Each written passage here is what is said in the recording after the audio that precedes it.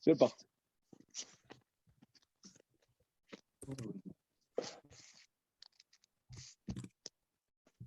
Alors, chapitre Yud Gimel, si je ne m'abuse. Dans l'Exode,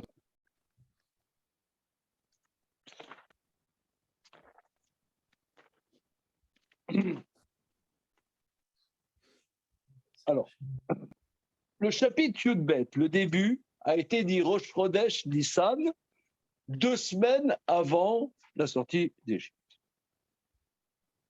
Le Passouk Kaf Aleph a été dit le 10 Nissan, au moment où les enfants d'Israël doivent prendre l'agneau. Ensuite, le verset Kaftet, Vayi bachatzi alayla b'Hashem ika kol bechor beretz Mitzraïm. Ce fut au milieu de la nuit, Dieu frappa tous les premiers-nés dans la terre d'Égypte, etc. Ok. Verset la Medzaïn, ils partirent, les enfants d'Israël de Ramsès vers Sukkot, etc. Machin bidule. Là, il shimurim ou Hashem, l'otsameretz Yisraël.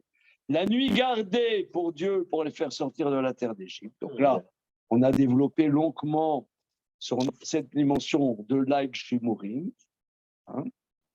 C'est ce qu'on a vu longuement la semaine dernière, particulièrement, que c'était la nuit, on pourrait dire, primordiale, hein, sur laquelle il n'y avait pas les mazikim, il n'y avait pas les êtres malfaisants.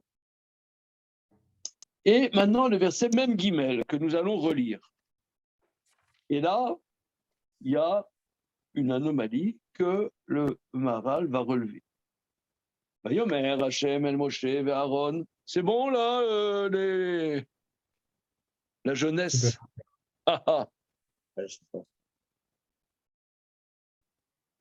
Vayomer Hashem el Moshe ve Aaron. Zot rukat hapassar. Kol ben necha lo yochal. L'Éternel dit à Moïse et à Aaron, voici le décret du Pessah. Tout fils étranger n'en mangera pas. Tout esclave d'un homme acheté avec de l'argent, vous le circoncirez, après il en mangera.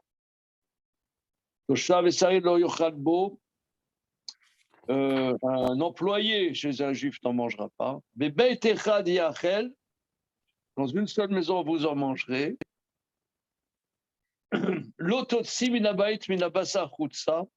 Vous ne sortirez pas de la chair du Korban Pessah à l'extérieur. Etsem lotish berubou, un os, vous ne briserez pas. Je m'interroge. Une seconde. Nous ne sommes pas dans un espace de parole maintenant. Quand la date Israël y a surtout, toute l'assemblée d'Israël le feront, etc. Un étranger, quelqu'un il vient de venir guerre, il fera le Pessah, etc. Verset Nun, Vayasu kol bnei Israël kasher tziva Hashem et Moshe et Aaron. Et les enfants d'Israël firent comme Dieu a ordonné à Moshe et Aaron, ainsi ils ont fait. Et alors, il y a une anomalie.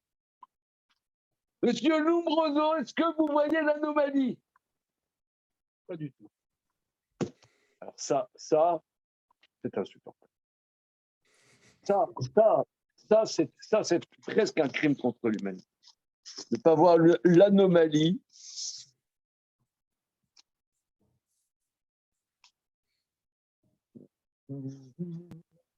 Alexis, Lunaire. Alors là, le verset sur le Harel.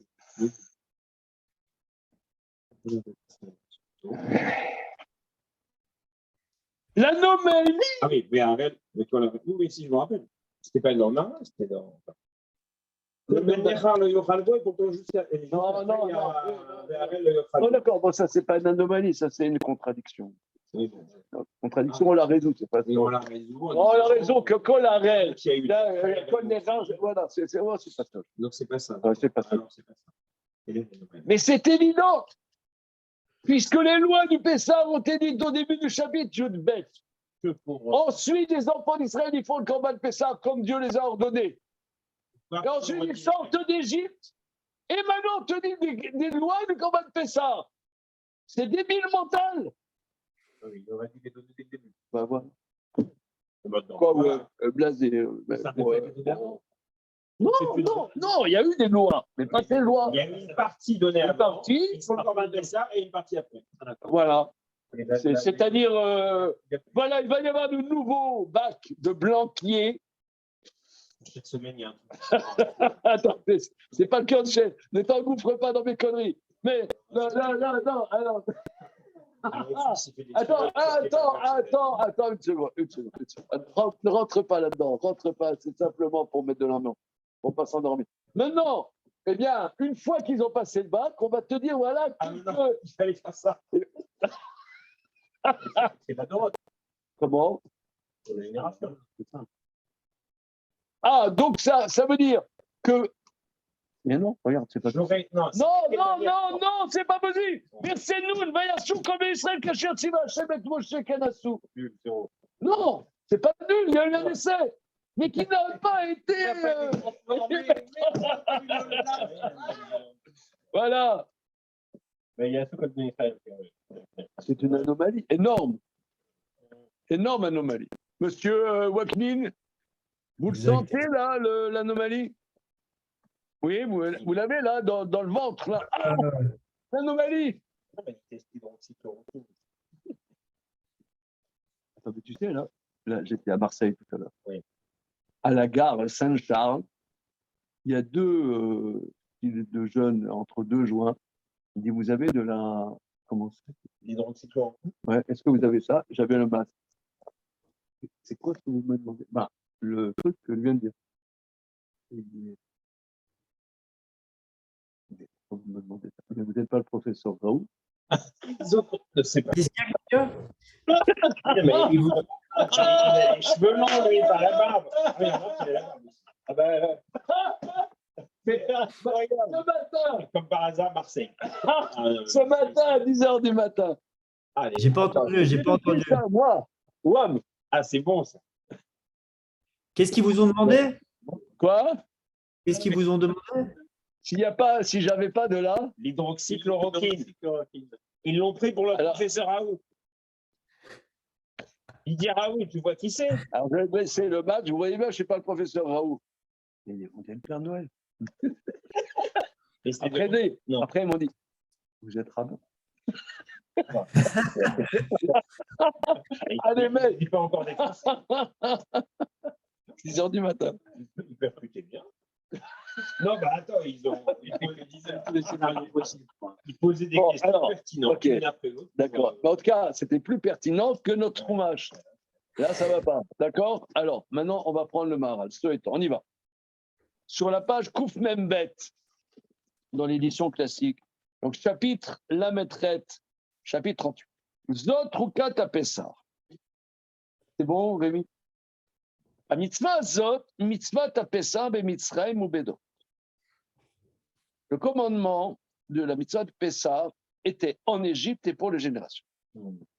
Mais Théma, lama lo nirteva parashazol de mala kodem vayi bachatsia laila imshar tine apessa.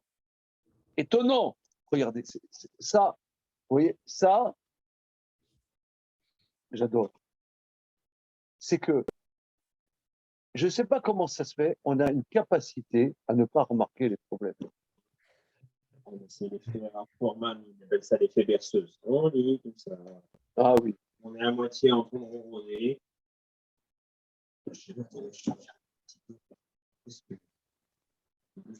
Non, c'est vrai, on ronronne. Ouais, d'accord. Mais en tout cas, là, alors regardez, ici, c'est une anomalie incroyable. Étonnant. Pourquoi ce passage-là n'a pas été dit plus haut avant Vaïri Batsa Alayda, avec les autres lois de Pessah? Veir, il semble. Chez Kol mitzvah anemra le ma'ala, yesh ba'em mitzvot assez al matzot umerorim yochlu. Il me semble que les commandements qui sont dits plus haut, ce sont les commandements positifs, comme on a dit, sur les matzot, avec les herbes amères, vous le mangez. Ve'af, et de même, bien que al torlu mimenuna, entendez, ne le mangez pas bien cuit, na, ça veut dire nun alef pas bien cuit, yeshba sham mitzvah taseh le corollaire, qui im tzliesh, vous le mangerez grillé au fond. Vechen lototiru mimenu ad boker, de la même manière, vous n'en laisserez pas jusqu'au matin. Yesha mitzvah tassé, il y a la mitzvah positive afférente, va notar ba'esh tisrefu. Ce qu'il en restera le matin, vous le brûlerez dans le feu. Vekulam el mitzvot apesar vetikunu. C'est-à-dire que le premier grand passage sur les lois de Pessah, c'est le commandement positif et positivement comment faire le Pessah. Otana mitzvot shem tikun apesar tziva lahem berosh chodesh Nisan. Les commandements de comment faire Tikkun à Pessah, Dieu a ordonné Rosh Chodesh Nissan, quand s'écrit Kra le Fichem Tikkun Shem Pessah. Comme on voit dans le verset, c'était à Chodesh Azelachem, c'était le premier jour du mois. Donc là, c'est Tikkun Shem Pessah. Comment faire? Sarah la Chodesh, le 10 du mois, Tziva al le Kichato, le 10 du mois a été ordonné, vous prendrez. Ubeyud Dalet, les Shochato, le 14, de lui faire l'abattage. Aval, mitzvot she'em belotase, mais les commandements du type négatif. Kemo elu mitzvot she'em kan, kol beneral lo yochal bo, kol acher lo yochal bo, lo totsi min habayit, chutza, etc. N'en sortez pas de la maison. Kol acher niskar bekan, lo barak les lave. Ce sont les interdits. Venze tikkun asiato, ce n'est pas comment faire le Korban Pessah. C'est, on pourrait dire, le préserver des dimensions négatives. Voilà. Qui c'est qui n'en fait pas? Voilà. C'est-à-dire, maintenant, comment faire le Pessah? Maintenant, il y a des catégories qui ne participent pas au Pessah. L'obarak les lave. C'est pas dans la fabrication. C'est le 14 qui a été enjoint ce parasha. Donc Rachid d'ailleurs nous le dit. Ce n'était pas Rosh Chodesh. Le quart, c'est pour ça il y a deux parachutes distincts. Si par contre ce passage avait été dit plus haut, a été omer chez Gami Berosh Chodesh Nimra. Je veux dire, ça fait partie de la première catégorie qui était dite à Rosh Chodesh. Klal Adava. Mais quel aurait été le Attends une seconde. Klal Adava, Kemo Shamanu le Maala, Shadibour. Principe général, comme nous avons dit plus haut, Shadibour ala Siya aya Berosh Chodesh. Alekicha be'asara bechodesh. Beyudalet Ashrita. Machar. Ce qu'il a dit, Veyasu kol ben Israël, etc. L'Omar, qui lo haya bahem mi she'i efshar lo lasot a Pessah. Alors maintenant, le verset dit à la fin, et tous les enfants l'ont fait, c'est pour nous dire que tous ceux qui ont fait le Pessah étaient circoncis. Il n'y avait pas ceux qui ne voulaient pas faire la circoncision parce qu'ils étaient morts, ou bien il n'y en avait pas que des hémophiles, hein, parce qu'un hémophile, on n'a pas le droit de faire la circoncision. Alors bon, aujourd'hui, il y a des moyens, mais il y a quelques générations, un hémophile, on n'avait pas le droit de faire ça. Car maintenant, tout le monde a été circoncis.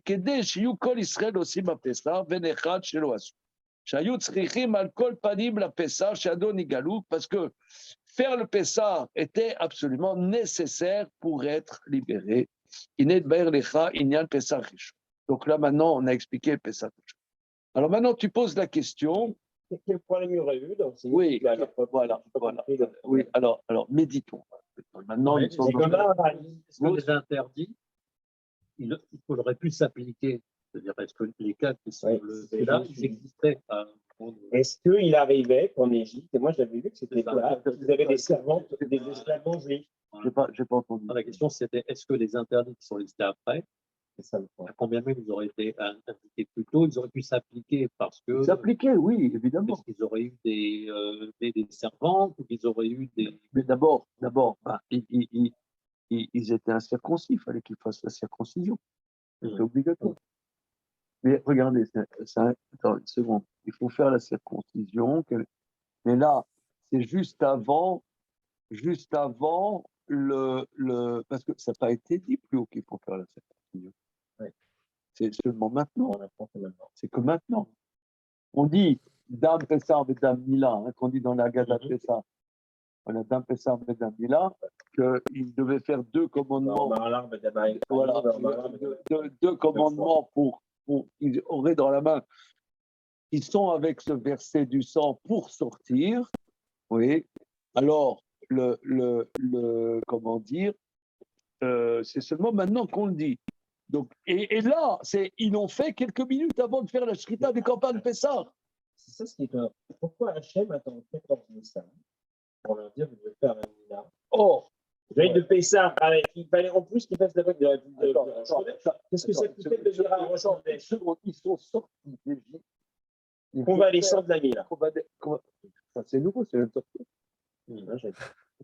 Mais, alors, qui a réalisé ça? moi, je n'ai pas dit. Pas du tout. Attends. Mais il y a autre chose. C'est qu'est-ce quel problème il y aurait eu à ce qu'il leur annonce, par exemple, le 10 ou le Rosh Hashanah, puisqu'il leur a bien annoncé le 10 qu'il devait prendre l'agneau au pied de leur lit. Attends, une seconde. Le 10, il leur a dit vous prenez l'agneau, vous l'attachez au pied de votre lit. Mishkou ou pour la Khelpson. On avait vu la Rachid. Celui qui en a, eh ben, il le prend. Celui qui en a pas, eh ben, il va en acheter. Bon. Et les 14, ils apprennent qu'ils doivent faire la vérité. Pourquoi il n'a pas dit le 10 ou même un ils sont sortis d'Égypte. On va aller ça. Ça fait quelques minutes qu'ils ont fait la circoncision. Et nous, 40 ans, 50 ans, 60 ans qu'ils viennent de faire la circoncision, ils sortent d'Égypte. c'est nouveau. Et à quelle nécessité ça répondrait? On dirait qu'il fallait que la Géoula, tout soit dans le même mouvement. Comment on sait qu'ils ont fait la Brit Mila pile maintenant? Comment? Quoi? Comment on est sûr qu'ils ont fait la Brit Mila juste le 14? Peut-être qu'ils l'ont fait avant. Mais non, mais ils n'avaient pas l'ordre avant. L'ordre, on l'apprend là. C'est le 14 Nissan, c'est Rachid qui me dit. Ça s'est passé le 14 Nissan, ça. C'est quel pasouk? Eh ben. Kol Benecha, le Yochalbo. Et après, Kol Harel, c'est juste après. C'est pas un ordre de Brit Mila, ça. Ça se trouve, il l'avait déjà fait avant. Et... Non. Où est-ce que c'est Kol Harel, le Yochalbo? Et alors, Kol Achelo Yichalbo, c'est pas un ordre de faire la Mila. Un souk Memchet, à la fin du Memchet. Vers Kol Harel, Kol Harel, le Yochalbo. On apprend qu'ils avaient fait la Brit Mila juste à ce moment-là. Alors, Kol Achelo Yichalbo, ça veut dire qu'ils doivent faire la Brit Mila. Non, en fait, on a parlé, parce que j'étais de dire, on a déjà parlé du Dam Mila. Et Rachid dit, Zot ou Kadamsa, Beyudale Bidissa Nimra, la un parachazo. Là, si vous voulez, toi, par exemple, dans les partitions, il s'écrit pianissimo ou piano, ou bien il faut le faire avec taper fort, etc. Là, dans la partition, il faut écrire là, on pète un câble. Là, moi, dans la partition, je vais dans la marche. Je ne sais pas comment on dit en italien. Ouais. Non, c'est fortissimo. Fortissimo, non, mais il y a plusieurs choses. Pétage de câble. Non, mais il y a plusieurs choses. Là, ça vient de Rabotaille. Ça vient de sortir. Je regarde la voie de la Torah. C'est pas écrit qu'ils ont fait la Mila. Hein. C'est pas écrit qu'ils ont fait la Brit Mila, c'est pas possible. Non, c'est pas écrit, c'est écrit nulle part qu'ils ont fait la Brit Mila le 14. Mais quand est-ce qu'ils l'ont fait? Tu vas, voilà, il y a un Auvergnat. Un Auvergnat, on est aujourd'hui le 22 novembre 2021. Un Auvergnat, il ne va pas faire tout d'un coup, là, à 21h30, la circoncision. Comme ça. Si tu n'as pas la mitzvah, si tu n'es pas enjoint, tu ne vas pas le faire. J'ai dû s'occuper de faire le corban avec ça. Ils savaient qu'ils allaient sortir ou pas? C'est que mes ferments ont commencé à faire les bagages aussi. Eh bien oui, les femmes, elles devaient s'occuper d'aller demander de l'or et de l'argent aux voisines. Les femmes, elles faisaient les bagages, les hommes, ils faisaient la Brit Mila. Et après Corban Pessah, et préparer les matzot. Alors, je vous lis le... Vous connaissez celui? Oui.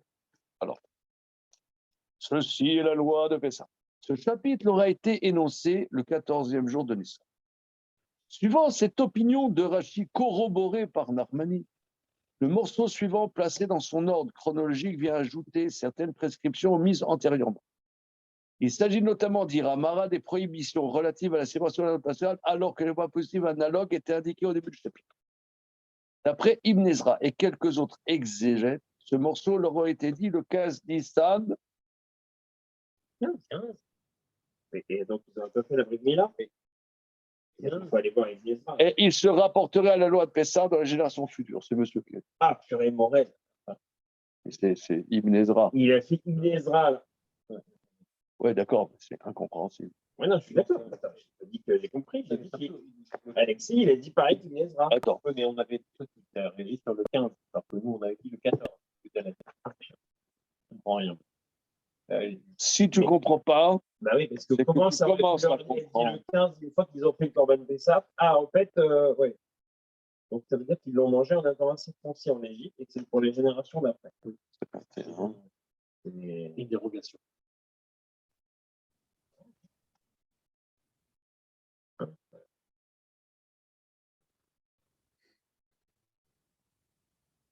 Mais malgré tout, même d'après Ibn Ezra, pourquoi il faut qu'Hachem leur donne des instructions plusieurs fois? Pourquoi il n'a pas toutes les instructions dans tout? C'est quand même une question.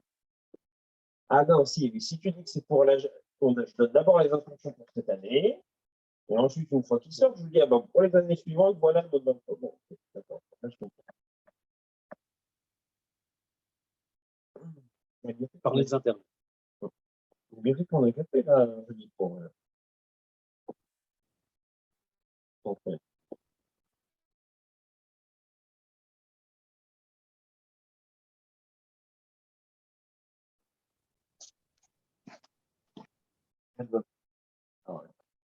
Là, la voûte de la ligne, c'est pas. Non, il y a autre chose, c'est que le Maharal n'a pas de difficulté par rapport au fait qu'ils reçoivent la mitzvah de Mila. Il ne le relève même pas. Il ne relève problème pas. Mais il nous explique juste que ça a été séparé en deux parties. Alors, une petite seconde. Il y a la partie, y compris les interdits. Les exclusions. Oui, exactement. Qui fait partie du. Et puis, c'est tout. Mais il relève ça. Peut-être qu'il n'y avait pas d'exclus. Peut-être qu'il n'y avait pas d'exclus avant. Apparemment.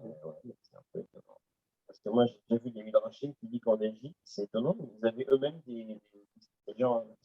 Et ce qui m'étonne, c'est que dans le raisonnement du Maharal, je me rappelle que au chapitre 36, on parle de Dame Mila, de Dame Pessah et Dame Mila. Oui. Et on avait dit que c'était les deux fondements. Oui. Et pourquoi est-ce qu'à ce moment-là, le Maharal ne relève pas, ne nous explique pas, bien la. On a vu plus la Mila. On a parlé, non, on n'a pas parlé du Dame Mila. On a parlé du Dame Mila. Oui, oui.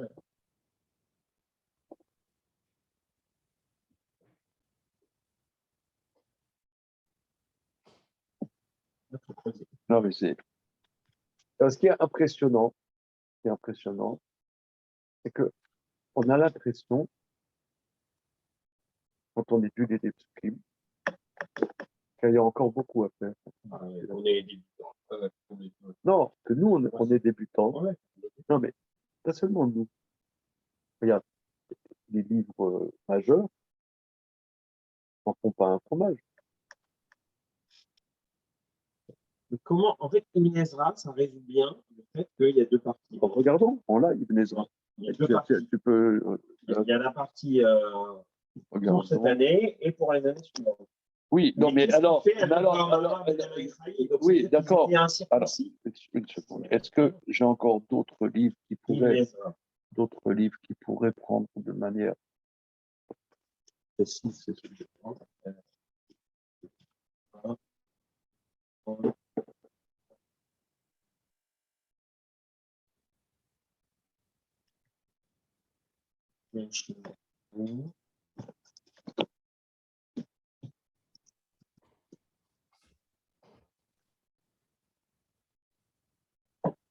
Moi, je l'ai escalé chez vous.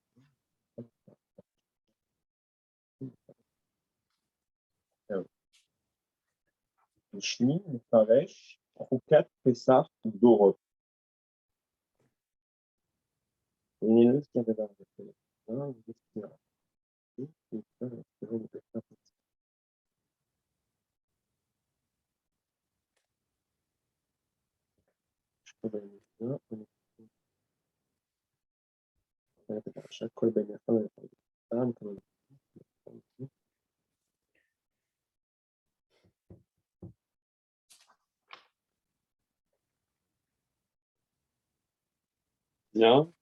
Bon, je ne comprends pas bien les maisons. Tu peux me le passer? Même guillemets.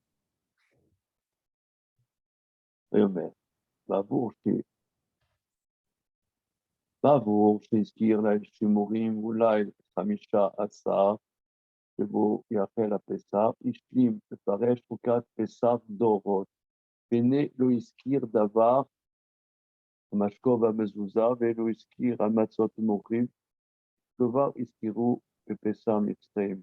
והנה באתם תאכלו הפסח לדורות, בפסח מצרים, והוסיף מצוות אחרות. T'as pas de manteau?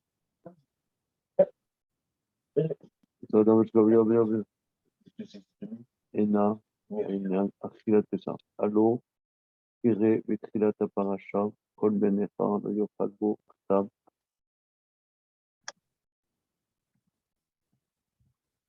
Il dit que c'est Pessah d'Europe, mais bon, pas très... la chaîne n'est pas très claire.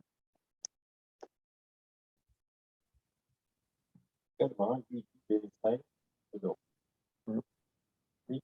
Ah ouais, ça vaut pour la génération de lui, la séparation.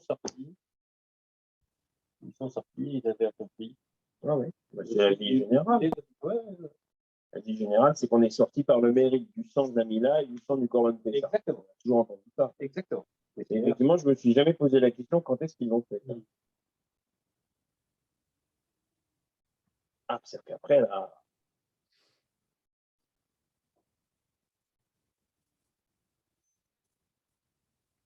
Mais est-ce qu'on considère que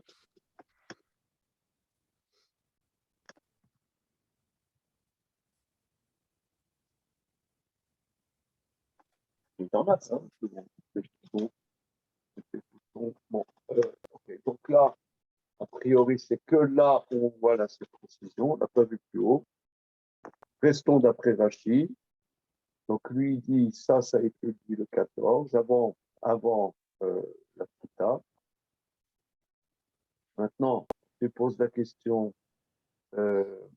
pourquoi les mitzvot négatives ont-elles été dites séparées des mitzvot positives? Ouais. Certes, il y a quelques mitzvot négatives, certes, il y a quelques mitzvot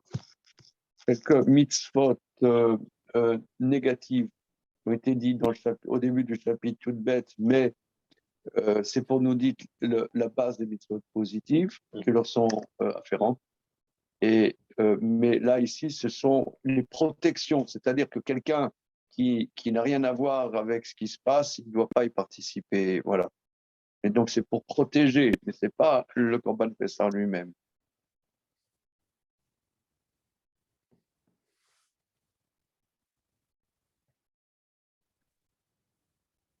Bon, il faut méditer. Hein.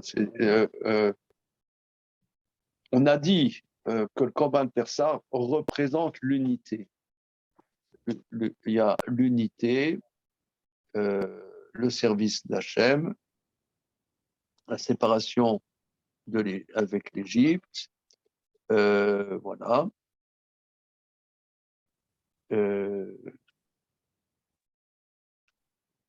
Mais les protections, c'est deux choses différentes. C'est comme, j'ai coutume de dire que dans Shabbat, tu as deux dimensions scindées. Tu as les interdits de Shabbat. Et les interdits de Shabbat, ça ne fait pas Shabbat. C'est les mitzvot positives de Shabbat qui font Shabbat. Si quelqu'un il croit que Shabbat, c'est que les interdits, c'est pas Shabbat. La base de Shabbat, c'est les mitzvot positives. À la limite, on ne peut pas enseigner les mitzvot positives de Shabbat en même temps que les mitzvot négatives de Shabbat. C'est deux choses complètement scindées qui n'ont rien à voir. Monsieur. Est-ce que les interdits ont une valeur par eux-mêmes ou est-ce que le but des interdits de Shabbat, c'est de créer l'atmosphère qui permet que les autres positifs se... Voilà. Non, mais si tu veux, si tu fais ton repas de Shabbat et en plein milieu, tu prends ton portable, laisse tomber. On te dit, voilà, tu ne prends pas ton portable, tu ne prends pas ta machine à écrire, tu ne prends pas ta voiture, tout ça, voilà. Mais ça, c'est des protections. Ce n'est pas le Shabbat. Mais le Shabbat, si je mets les deux, c'est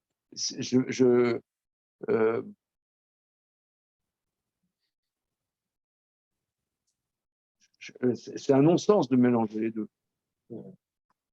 Essayons de peut-être d'aller. C'est pas de même nature. C'est pas de même nature. C'est pas la même nature.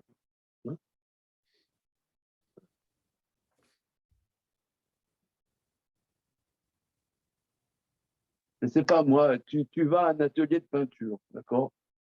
On te demande à l'entrée ton passe sanitaire. Ça bloque un peu, quoi. Ah, d'accord, bon. Mais ça n'a rien à voir avec le fait que maintenant tu vas faire de la peinture. Tu vois, ça n'a rien à voir. Et il faut le passe sanitaire pour pouvoir rentrer dans l'atelier.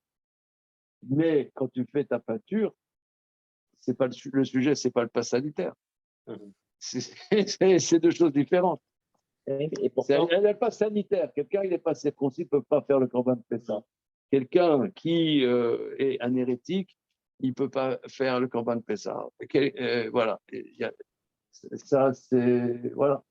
Quelqu'un qui va se conduire comme un sadigo, il va briser les os du Corban Pessah. C'est hors sujet. Voilà. C'est quoi la notion de briser l'os? Ah, oui, ça, c'est un grand sujet. c'est casser l'unité aussi. C'est un peu surprenant parce que le Chinour, il a une grande théorie là-dessus.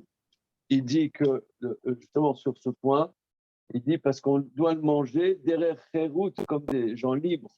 Tu vois, par exemple, un pauvre, il va sucer les os. Il va essayer de casse pour manger tous les recoins de chair. Manger tous les recoins. Mais nous, on mange, même si on est pauvre, on mange qu'un grand bloc. Même si on a le RSA, on est libre ce soir-là, tu vois. On sort à la liberté. Donc là, ça définit quand même positivement. Apparemment, il y a des gens qui ont le RSA, mais qui vivent mieux que nous. Qui ont des grosses voitures de sport. Ah bon? Mais ils ont des. Ouais. Qu'est-ce que. Pas de discrimination.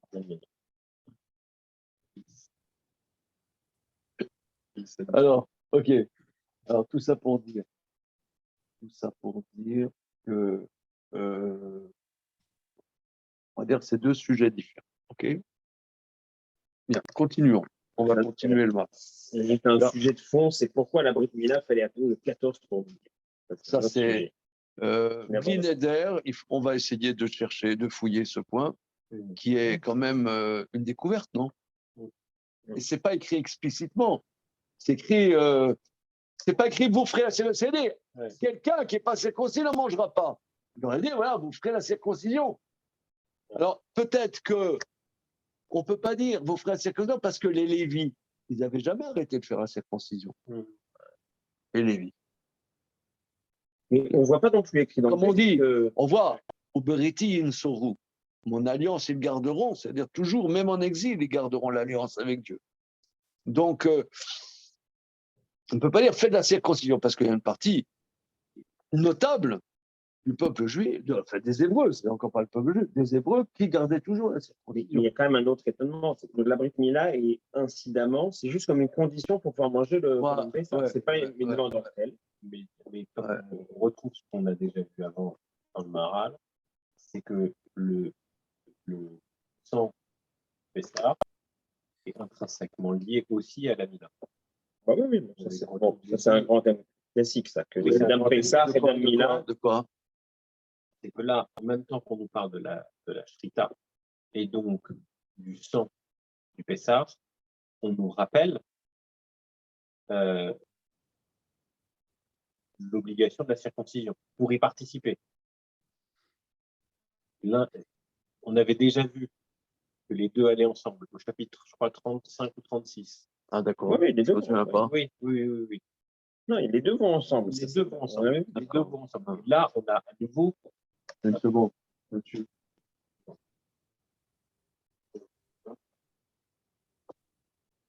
Il y a autre chose d'intéressant aussi, c'est que on ne voit pas expressément que celui qui ne fait pas le Corban Pessah ne peut pas sortir d'Égypte. Voilà, je sais pas. Est-ce quelqu'un qui voulait pas, qui avait la flemme, est-ce qu'il ne sortait pas? Je ne sais pas. C'est un autre sujet, ça.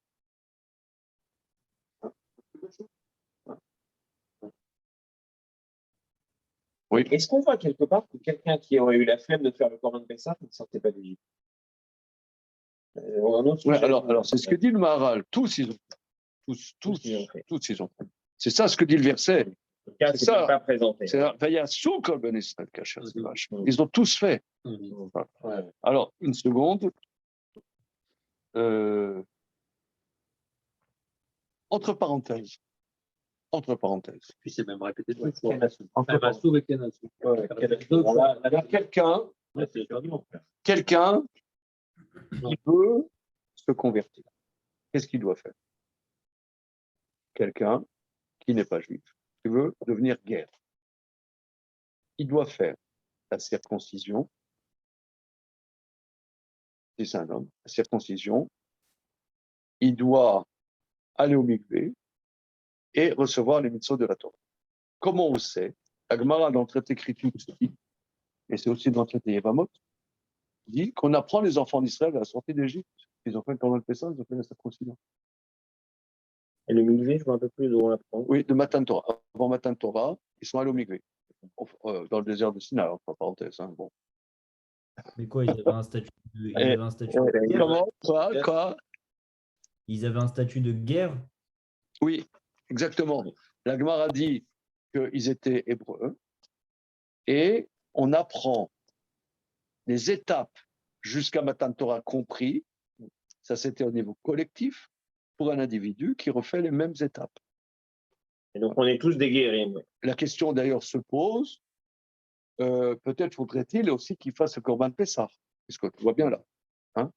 Mais comme on apprend que la guéroute doit être pour toutes les générations et qu'il n'y a pas toujours le Corban Pessah, donc ça ne rentre pas dans le cursus. Donc en circoncision, oui, non, mais tout ça pour dire que la circoncision, elle est dite de manière incidente, pas positive. La mitzvah, c'est le Corban Pessah. C'est implicite. Non, mais on nous l'a redit au moment de Parashat Shemini. Vous voyez, il m'a mis ça en relato. D'accord, mais d'accord. Mais là, ici, c'est pas comme une mitzvah, vous savez que c'est comme un Heksher. C'est le Heksher mitzvah du Corban Pessah. Et c'est pas dit, fais de la circoncision. D'ailleurs, je pense qu'il ne fallait pas leur dire, puisque les Lévites gardaient, peut-être dans d'autres tribus, il y en avait aussi minoritaires qui gardaient la circoncision. Imaginons, parce qu'en vérité, le soir de Pessah, on a vu les 2 dernières séances que l'Al-Shimurim, il y a une explication, cette nuit, elle était gardée pour la Géoula et qu'elle sera gardée pour les temps futurs pour la Géoula. C'est un avis, c'est une discussion entre Rabbi Eliezer et Rabbi Yoshua, d'Afyud Alev dans Maseret Rosh Hashanah. Tout ça pour dire que ce qu'on étudie est un avant-goût aussi de la délivrance future où, quand il y aura le Mashiach, etc., eh bien, il y aura plein d'enfants d'Israël qui n'auront pas fait non plus la circoncision. Il faudra que Dieu ne pourra pas dire aux enfants d'Israël ou le Mashiach dire aux enfants d'Israël fais de la circoncision, parce qu'il y a quand même une minorité qui aura toujours gardé la circoncision. Ça veut dire fais de la circoncision. On l'a déjà fait, monsieur. Il y a bien une minorité qui a la gardé.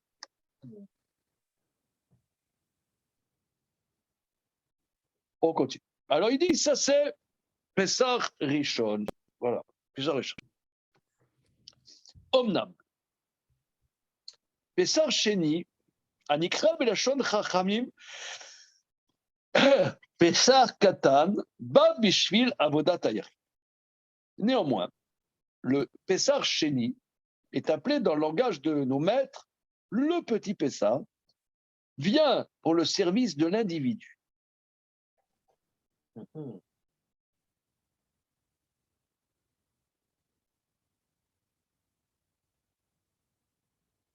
Ki chiluk yesh ben aklal asher hakadosh baruch hu ou Elokehem ou ben ayachid. Car il y a un distinguo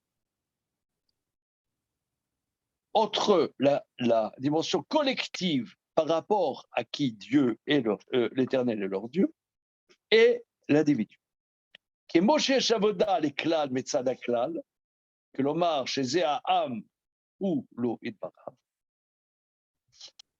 Il y a un service spécifique pour la collectivité en tant que collectivité. L'omar, c'est le peuple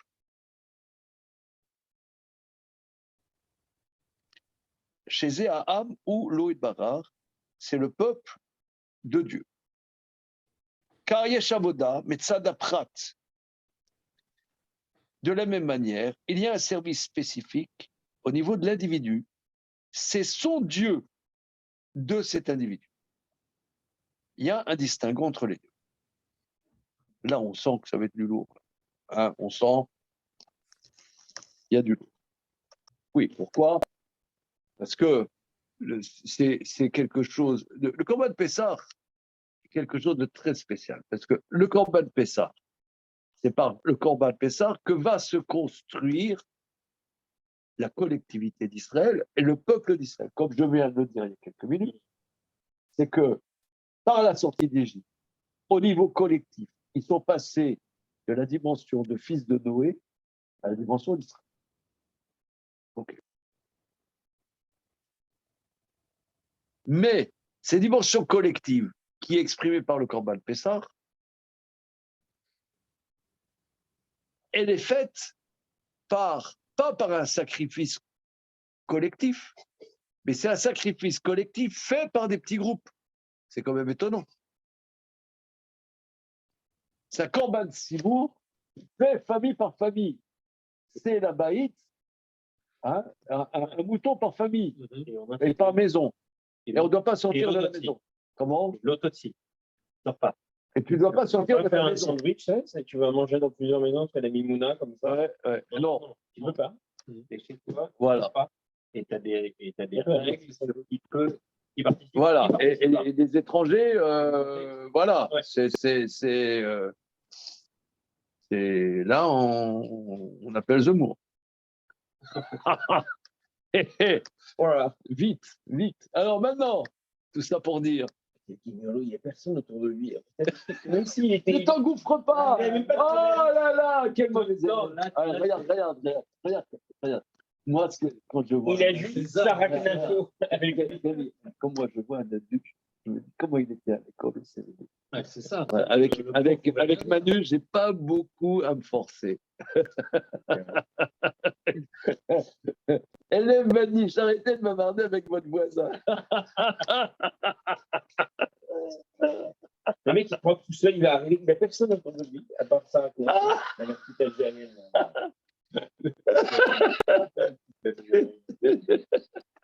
Elle a 35 ans de moins que lui. Ouais, excusez-moi. 35 ans de moins. Quel est ton problème? C'est sa conseiller en communication. Ouais, c'est ça. Les Algériens m'étonneront toujours. Et Karine, elle est oranaise, non? Ouais, moitié. Ouais.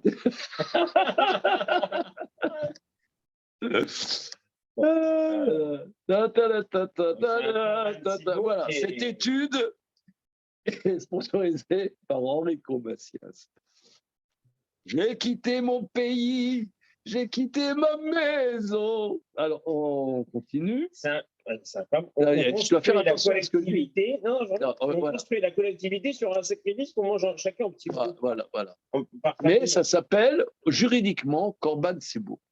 C'est comme la Hanoukia, Rav. Comment? C'est comme la Hanoukia, alors. Qu'est-ce que ça va avec la Hanoukia? Où il y a une dimension collective dans la Hanoukia? Non, mais c'est sur la baït. C'est sur la baille, oui. Mais ça restera pas. Oui, mais j'ai jamais entendu. Chacun le fait chez soi. Absolument. Mais c'est quand même collectif. Bah non. Voilà, oui, c'est un élément. Oui, c'est-à-dire c'est la fête nationale. Voilà, c'est la fête nationale. Alors voilà, je reprends ce que nous on dit. C'est que c'est la fête nationale, mais on ne fait pas un défilé sur aux Champs-Élysées en chantant les Gaulois sont dans la plaine.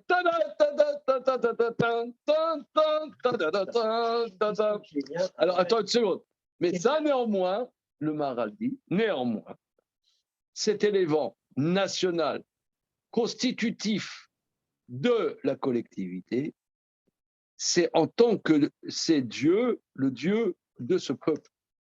Mais il y a un deuxième Pessar, c'est le Pessar de l'individu. Si, par exemple, au premier Corban Pessar, il y a des individus qui n'ont pas pu le faire, il y a une session de rattrapage. Cette session de rattrapage, c'est au niveau du service que c'est son Dieu à lui. C'est ce qu'il va dire. Continuons. L'africaumane aujourd'hui, je pourrais manger d'une maison à une autre ou il y a le même dîme? Non, au contraire. On calque le même dîme. Ah oui, évidemment. Manger l'africaumane obligatoire. Mais Midrash Rabot, Parachat, donc il y a des distinctions. Et Parachat Shemot, Parachat et Midrash Rabbah, voilà. Ayez Ashereye, je serai celui qui sera. Amar Rabbi Yochanan, Ayez Ashereye Berichidim, je serai celui qui sera.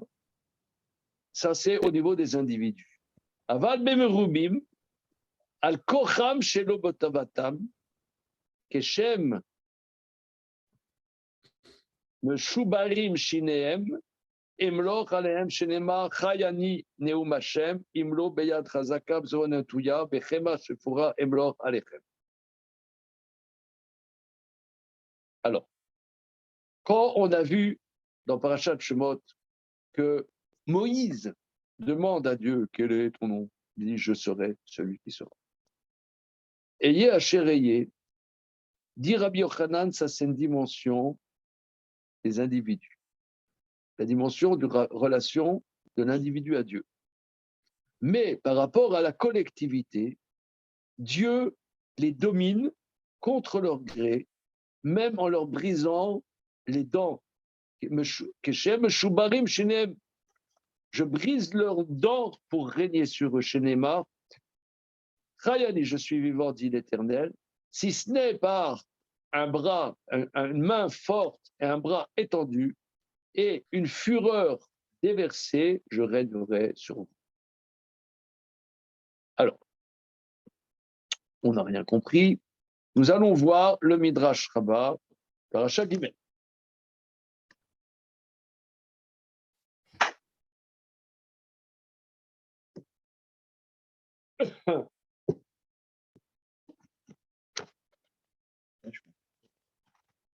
Alors, et l'individu, Dieu règne sur lui si l'individu l'accepte comme Dieu.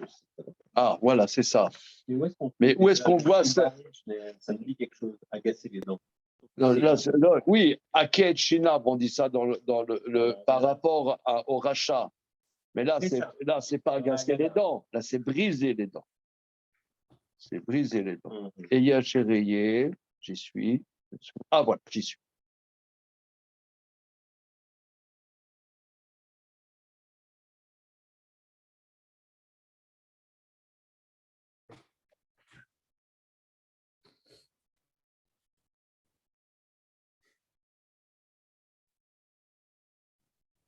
Rabbi Yochanan.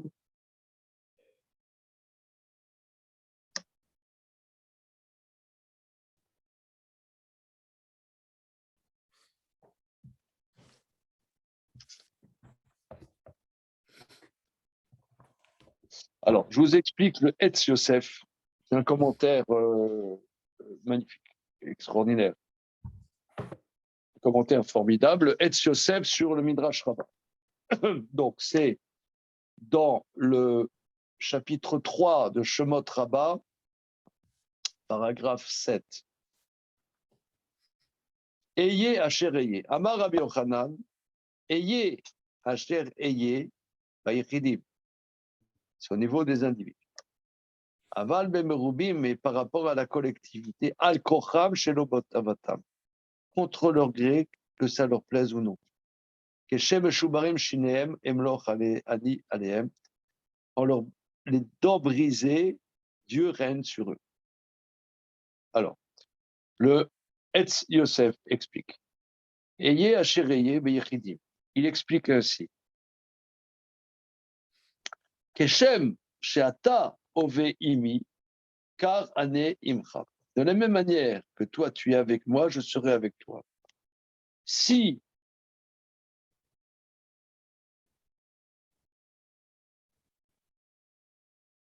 eux, ils s'attachent au commandement, je serai avec eux. Ça veut dire, s'ils ne s'attachent pas au commandement, Dieu se détourne de lui. Au niveau de l'individu, c'est par exemple, relisons Maïmonide dans le Guide des égarés. Il dit que l'imbécile, évidemment, c'est un terme récurrent dans Maïmonide, dit que la providence divine est sur toute chose. Il y a une feuille qui tombe dans la rue, c'est Dieu à décider. Ça fait chassidique, un peu. Mais... Comment? Quel chassidique? C'est quoi? C'est Ashdafra, étant un chef d'État. T'as vu ça? Non, je sais pas. Où t'as vu ça? Non, je sais pas.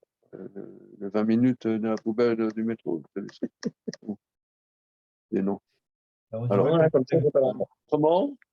Je dis pas que Dieu, il fait pousser. Enfin, il y a un truc avec chaque brin d'herbe que Dieu le fait pousser individuellement, etc. C'est un ange qui le fait pousser. Il y a une force spirituelle. Derrière, en tout cas, c'est la grande énigme, mais par contre, ceux qui, les sages, les rachamim, les chassidim, les tzadikim, alors là, plus quelqu'un s'approche de Dieu, plus il y a la providence divine n'est pas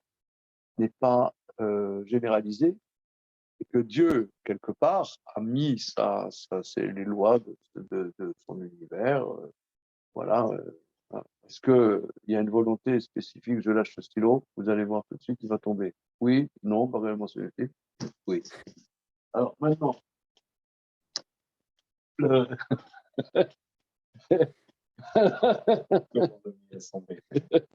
Non, le pire, c'est s'il avait le pays. Il attendait qu'il aille en lévitation. Vous avez question. C'est pour le risque. Ok. Alors, il y a des lois dans la création. Mais, dans certaines dimensions de proximité à Dieu, s'exprime la providence divine. Ça, c'est un grand thème dans le Guide des égards. Et qui est ici en vérité. C'est-à-dire que si vous vous attachez au mitzvot, je serai votre Dieu.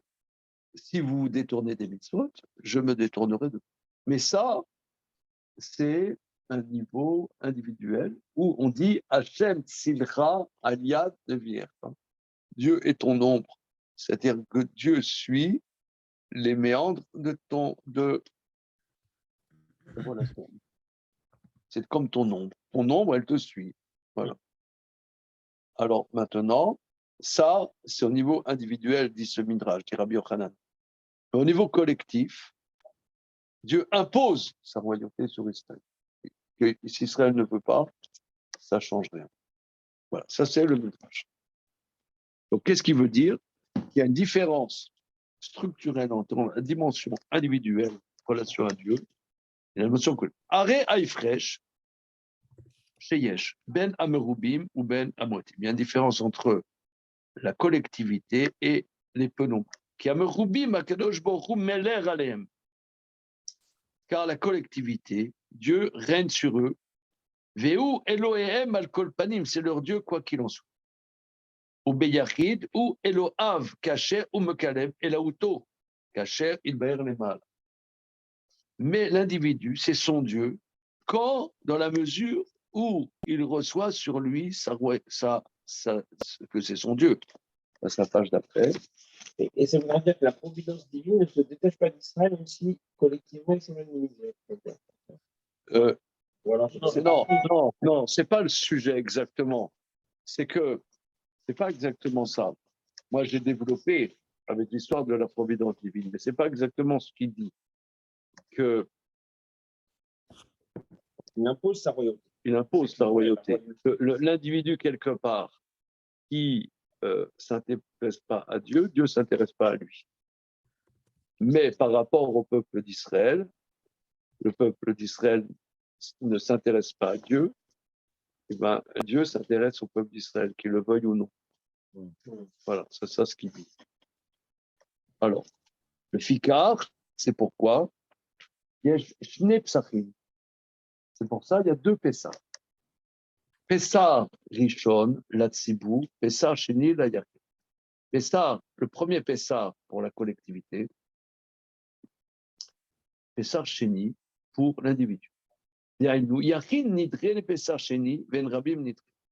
C'est-à-dire qu'un individu n'a pas pu faire, et par exemple, prenons une tribu entière n'a pas pu faire le premier Pessah, il y a eu un problème, je sais pas, le train, il y a des embouteillages, les autobus qui venaient de Tzfat, ils ont été coincés, ils n'ont pas pu faire le Korban Pessah, mais étant donné que c'est une tribu, ils ne peuvent pas faire le Korban Sheni. Parce que c'est déjà une collectivité, une micro-collectivité. Ça, c'est traité dans le traité Psachim, longuement. D'ailleurs, Yachid nitre les Pessar Sheni, Ven Rabim nitre. Un individu est repoussé au deuxième Pessar, mais pas une collectivité. Les plantes,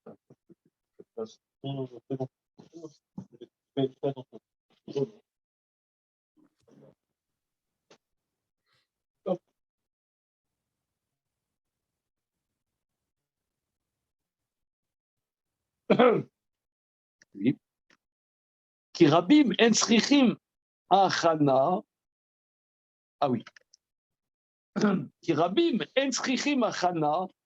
Shea betumatam Hashem ilbara Elohem ve'em ovdilo. Pourquoi? Parce qu'on sait par exemple. Ah oui, c'est extraordinaire. On sait que si la majorité du peuple d'Israël est impure de la mort, on fait le premier Korban Pessah. Touma, Outera, Betsibour. Touma, Outra ou Nitra Betsibour. C'est d'ailleurs, à telle enseigne, que vous savez que Rabbi Yechiel de Paris, après la disputation en place de Grève, machin bédu, où il y a eu la brûlerie du Talmud, etc., sous Louis IX, qui était très très méchant, lui, très très très très méchant. Et donc, Rabbi Yechiel de Paris est parti avec 400 Talmidei Chachamim. C'était Aliyat HaRabbanim. Il est monté en Eretz Israël en 1240. J'en suis. L'allié des Juifs de France. D'accord. Et lui, il pensait qu'il fallait faire le Korban Pessah. Parce que vu que la majorité du peuple est... parce que, étant donné que tout le peuple est en impureté, il n'y a pas de raison de ne pas faire le Korban Pessah. Et entre parenthèses, alors, je n'ai pas fouillé la question. Je n'ai pas fouillé la question. Je sais simplement qu'il y a 200 ans environ, le débat a été relancé par un très grand maître qui s'appelait Rav Tzvi Kalisher, élève de Rabbi Akiva Eger, et il y a eu des très très grands échanges. Tzvi Kalisher. Tzvi Kalisher. On peut voir sur Wikipédia sa vie, son œuvre.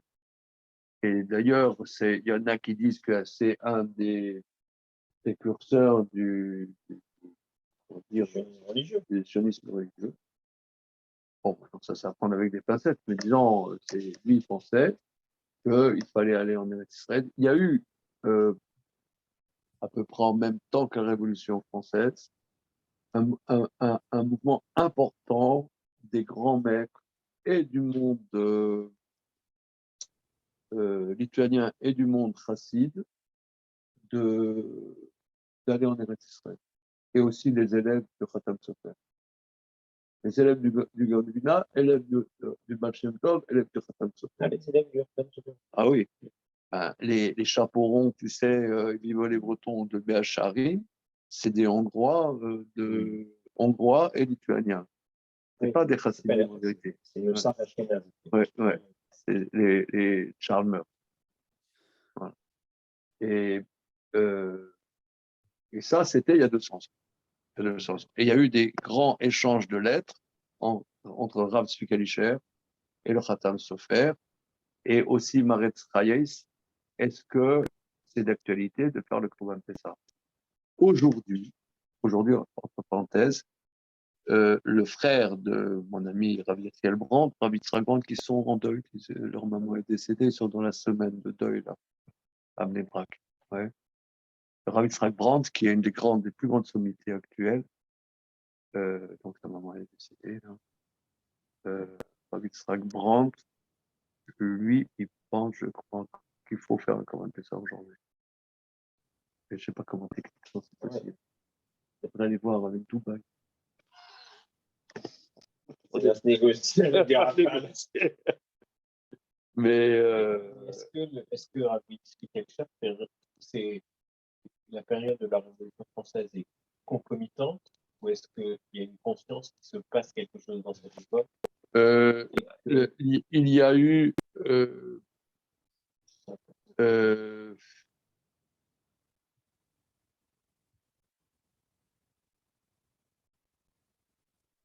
je ne sais pas exactement.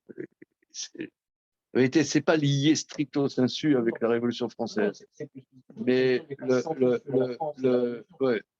l'acceptation de signes dans tout le monde. Et je pose la question pas seulement par rapport à cette époque-là, mais par rapport à notre époque aujourd'hui et aux signaux de bouleversement. De notre époque.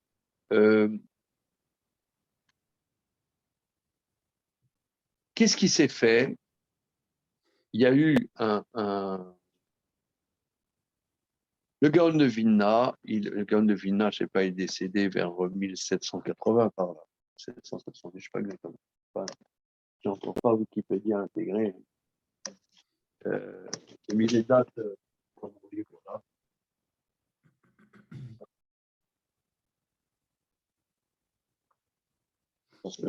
Dans le livre de Raphaël Platou.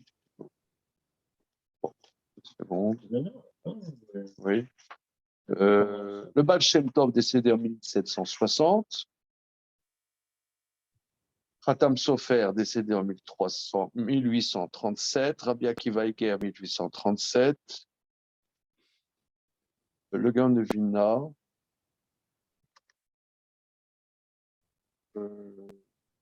Mais pas les dates. C'est contemporain du. Un peu après le Baal Shem Tov. Bon, je fais à la louche, 1780. Alors, il y a 16 élèves, en particulier un élève qui a écrit un livre qui s'appelle Collator.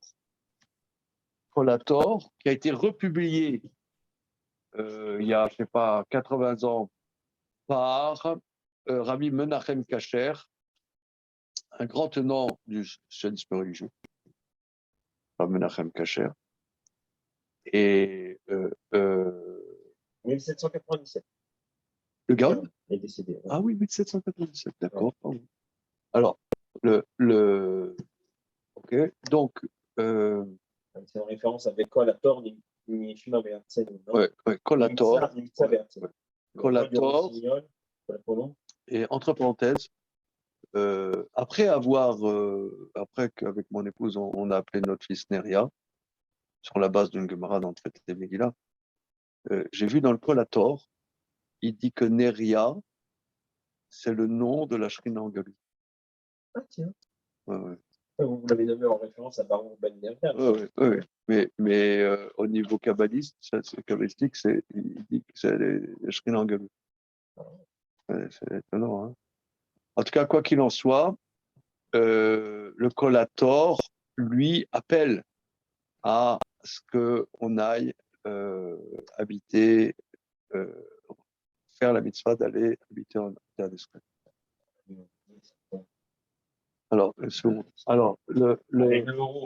dis-moi, tu peux être sage, là, élève Vanish. Et donc, ça commençait autour de 1800. Voilà. Autour de 1830. Il y a eu un grand éveil. Les élèves du Baal Shem Tov aussi, dont la Chavruta du Balatania, Rabbi Menachem Mendel de Vitebsk, qui a été un des premiers chassides, entre parenthèses, le Baal Shem Tov a tout fait pour aller en Eretz Israël, il n'a pas réussi. Son arrière-petit-fils, Rabbi Nachman de Braslav, a essayé aussi. Et il y avait une volonté profonde chez les grands maîtres de cette génération d'aller en Israël. Mais là-bas, en Israël, en Israël, il n'y avait rien du tout, c'était des tas de cailloux. Il paraît qu'il y a, comment dire, Lamartine, je crois, est allé, non, Chateaubriand est allé là-bas, il a raconté comment c'était. Une erreur de Paris. Voilà, c'est des tas de cailloux. Une misère. Voilà. Voilà. Ça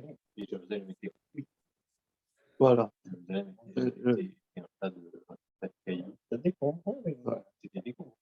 Ah, il n'y avait pas Mamila et les centres commerciaux. Mais tu vois, là, quand tu arrives, il y a l'autoroute, quand il arrive, ça monte, tu vois, vers Givat Shaoul. Oui, ça monte là. Il y a le pont, oui. Et ben, ça allait à Dodan. Il fallait monter dans la caillasse à Dodan. Jusque récemment, quand tu vois le truc de Chateaubriand, il fallait monter à Dodan. C'est impressionnant. Avec lui, non. Quel chemin il utilisait pour aller en Israël? Comment? En bateau, je ne sais pas. Quoi, pour aller en Israël, Odessa, Istanbul, et Istanbul, machin. Les Saint-Jean-Jacques. Ah non, et bien c'est pas qui arrive en France. À part. Le train, c'est après. Oui. Ok. Oui, c'était l'Empire ottoman. Hein. Il y avait une unité quand même. Ok. Bon, tout ça pour dire. Comment on est parti là-dessus? Oui, d'aujourd'hui, faire le Corban Pessah. Donc, justement, il y avait une dimension Rabbi Yechiel de Paris à la fin du XIIIe siècle, à travers les malheurs qui s'abattaient sur le judaïsme français. Souvent, à travers les malheurs, on voit un éveil de quelque chose. Et il percevait que c'était le moment adéquat. Et un élève des Tosfot a écrit le premier livre sur les lois relatives à Eretz Israël, le Kaftor Vaferach, le grand Sefer. Mais c'est lié au fait qu'il y avait une alliée collective de 400 élèves avec le rap. Collectif, 400, c'est encore minimum. Disons mais que s'il avait été tout seul là-bas, il aurait quand même. Ça pose aussi la question. Si tu veux, c'était. Il faut qu'il y ait une collectivité. Non, 400, ce n'est pas une collectivité. Mais disons, c'était pas non plus un individu. C'était on pourrait dire une croisade, une micro. 400 Chachamim qui se baladent. On appelle Aliyat HaChachamim. Aliyat HaRabbanim. Aliyat HaRabbanim. On appelle Aliyat HaRabbanim. Parce que c'est leur famille. Le convoi. Au XIIIe siècle. Après les malheurs qui s'étaient abattus à Paris, ça devait être incroyable. C'est incroyable. T'imagines les SARF qu'ils ont fait. Arrive le mois de Nissan, ils sont en chemin. Non, mais il n'y avait pas la réalité qu'à l'époque. De quoi ils vivaient, c'est ça. te mets dans cette atmosphère, ça devait être. Mais alors, c'est les Chachamim au XVIIIe siècle qui sont allés au XIXe siècle, beaucoup sont morts dans la misère, de famine, et c'était très spécial, très très spécial. En tout cas, tout ça pour dire que encore aujourd'hui, donc là, je vous dis, il y a un grand maître qui est un avis isolé, hein, mais lui défend bec et ongle qu'il y a la nécessité de faire le Corban Pessah. Je ne sais pas comment. Comment? À quel titre? Parce que bien que nous soyons impurs, On l'est suffisamment collectivement. Le Corban Pessah Rishon, on le fait même si on est. Mais le fait qu'il n'y ait pas l'impureté de la mort collectivement. Mais excuse-moi, mais il y a aussi le fait qu'on n'ait pas de Beth Amikdash. Donc le Corban Pessah n'est pas lié à la présence du Beth Amikdash? Non, c'est pas lié à la présence du Beth Amikdash, entre parenthèses. Mais par contre, il faut positionner où se trouve le Misbéa. Pourquoi? Parce qu'il faut le faire à cet endroit-là. Ben, il faut asperger le sang sur le Misbéa. Alors, tu as des bons points. Ça ne sent pas. Avec le watt. Là, tu peux y aller. Exactement. Tu vas te cogner le watt. Alors, mais en tout cas, regarde, là maintenant, c'est pas possible. Mais disons, au niveau juridique, s'il n'y a pas ces enjeux politiques, oui, c'est un jeu politique, c'est un jeu aussi métaphysique, hein, parce que, mais disons, mais j'ai pas creusé la question, sincèrement. Je sais seulement que le sujet existe. J'ai pas creusé la question. Je sais seulement qu'à l'époque du Khatan Sofer, de Rabbi Tzvi Kalisher, Rabbi Tzvi Kalisher a écrit des livres qui s'appellent Ribat Sion, un livre là-dessus, sur le retour à Sion. Et voilà. C'est à creuser. Mais en tout cas, c'est ce que dit le Maharal. Ici, le Korban Pessah Rishon, il est fait sans préparation spirituelle. Puisqu'on est dans l'impureté, parce que sortir de l'impureté de la mort au niveau collectif, c'est une tannée. Eh bien, il n'y a pas cette préparation, on le fait Belir Chana, regardez. Qui Rabbi Metzrim Chana, car la collectivité ne nécessite pas une préparation. La purification, c'est un processus. Non. Chez Abetumatam, Hashem Idbara Elohim Ve'ovdim. Que même s'ils sont impurs, l'Éternel est leur Dieu et le servent. Même s'ils ne sont pas au niveau. Mais l'individu nécessite purification et sainteté.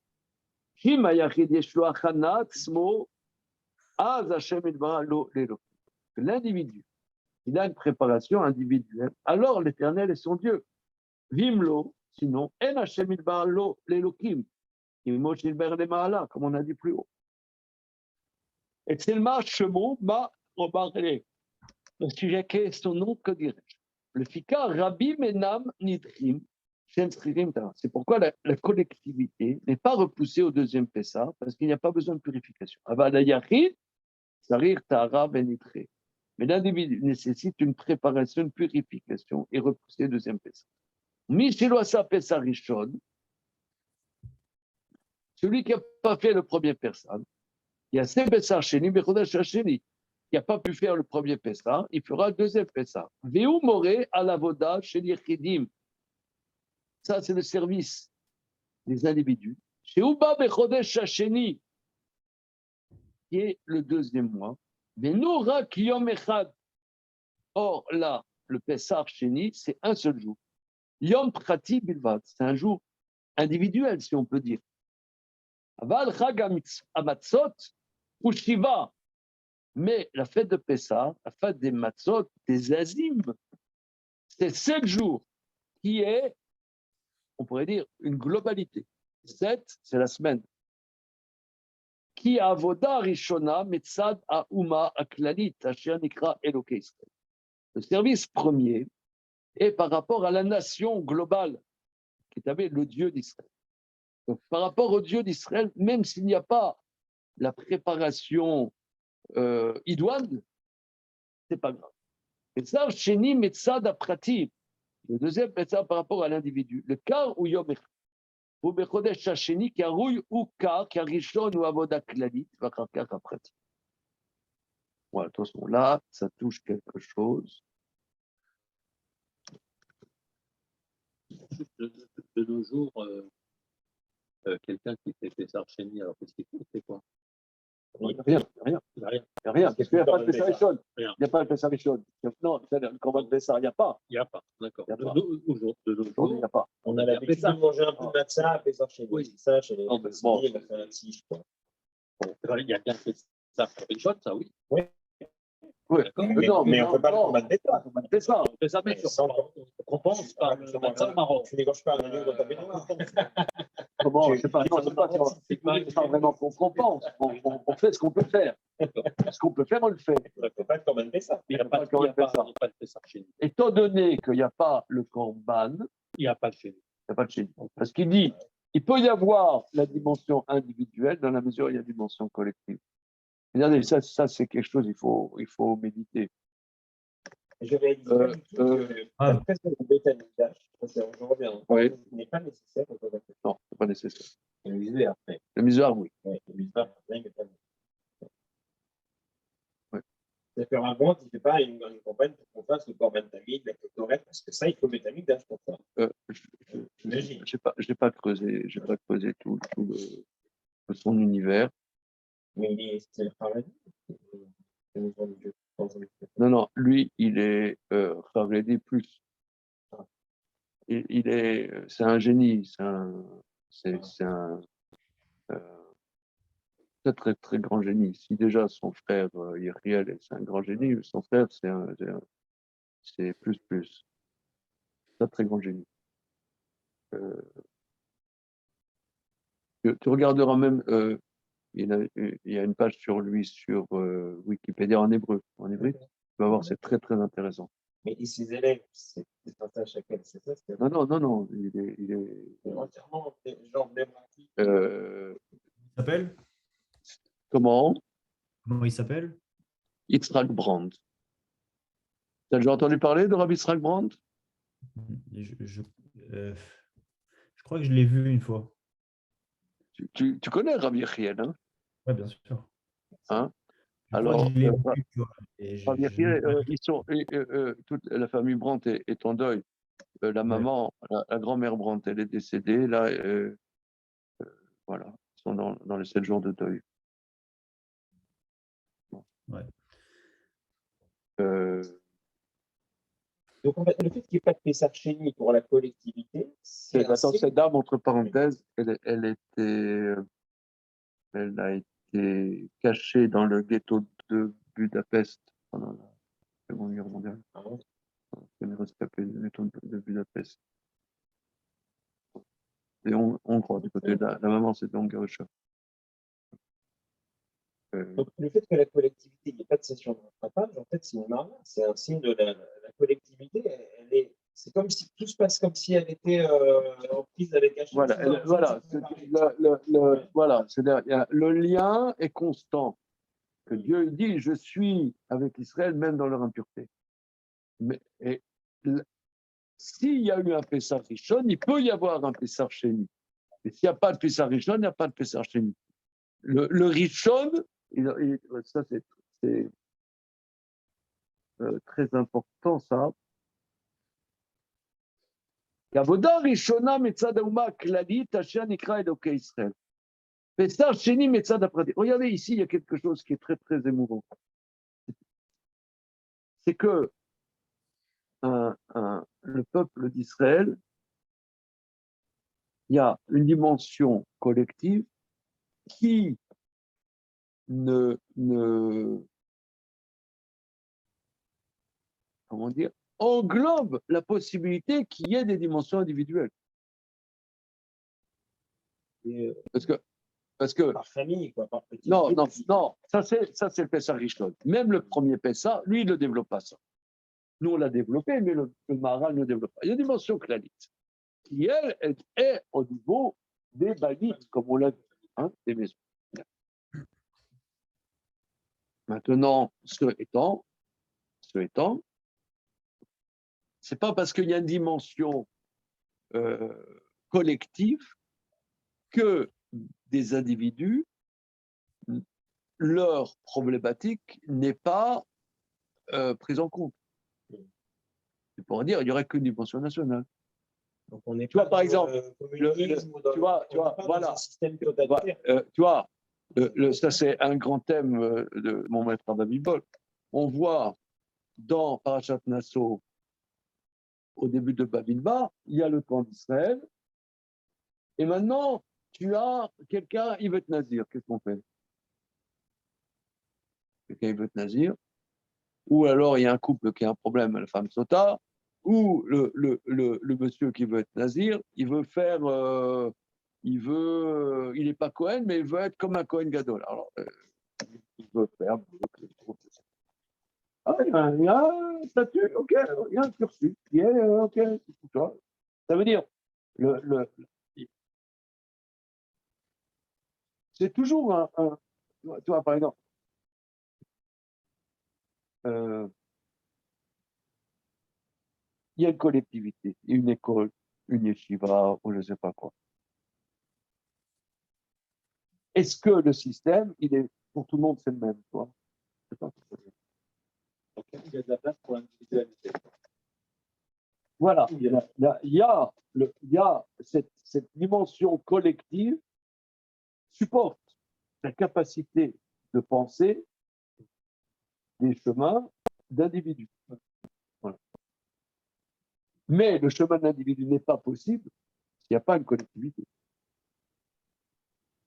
Ça c'est, tu vois, par exemple, là, je parle de Rabbi Strangman. C'est un numéro. Tout le monde qui connaît un peu son truc, c'est le numéro. Mais bon, il existe, il a sa place. C'est un numéro. Tu n'es pas obligé de tout le monde suivre ce numéro. C'est un numéro. Mais il existe. Personne ne l'a mis au banc de la communauté. Non. D'accord, mais il y a des numéros qui sont. C'est un rap qu'on connaît de Elad, il semblerait qu'ils soient interdits de parler. De Elad, de qui? Dayan. Ah bon, mais. Non, mais parfois, c'est pas.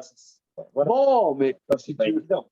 Non, mais il est responsable d'un énorme collège, Toretsky. Il n'est pas.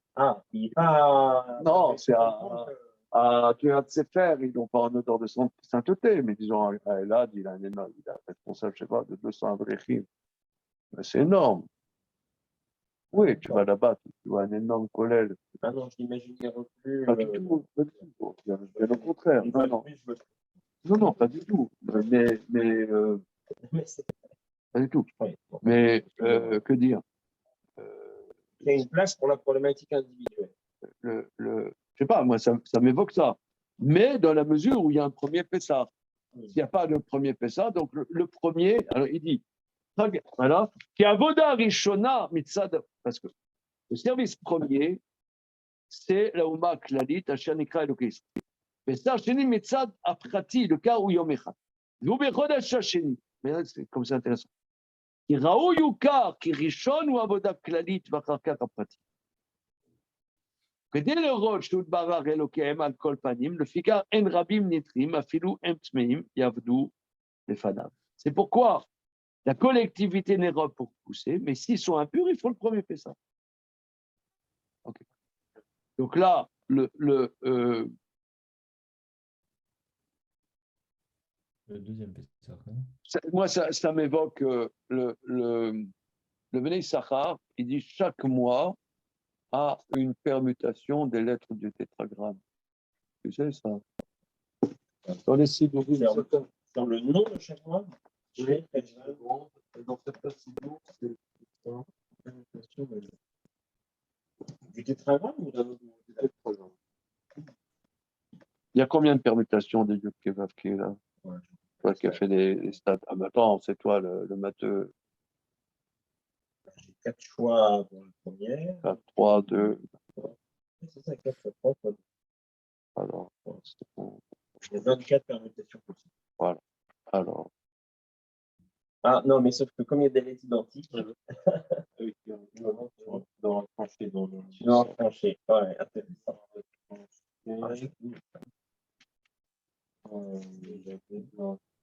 De lettres identiques. C'est bon, dans quel signaux il y a ça? C'est intéressant. Ah, j'ai oublié. Je ne peux pas aller au bout.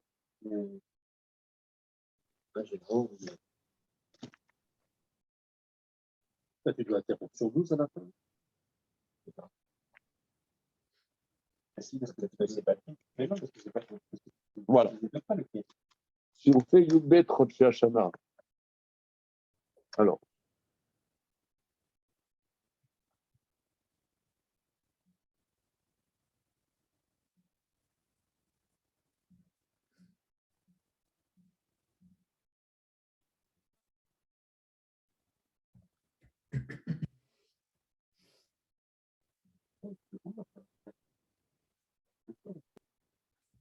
oui, le Nissan, c'est, en réalité, il y a ça c'est le Zohar, qui dit chaque mois, il y a un verset. Et le mois de Nissan, c'est Ismechu Hashamim Betagel Aretz, les Roshetevot Yud Kevav. Iyar, c'est Yud Kevav. C'est Italel, Amitalel, Askel, Veyadoa, etc. Donc, il fait. C'est les typologies. Ouais. Alors, si je ne m'abuse, ça correspond au tefilin de Rashi, c'est au tefilin de Rabbi Nathan. Ouais.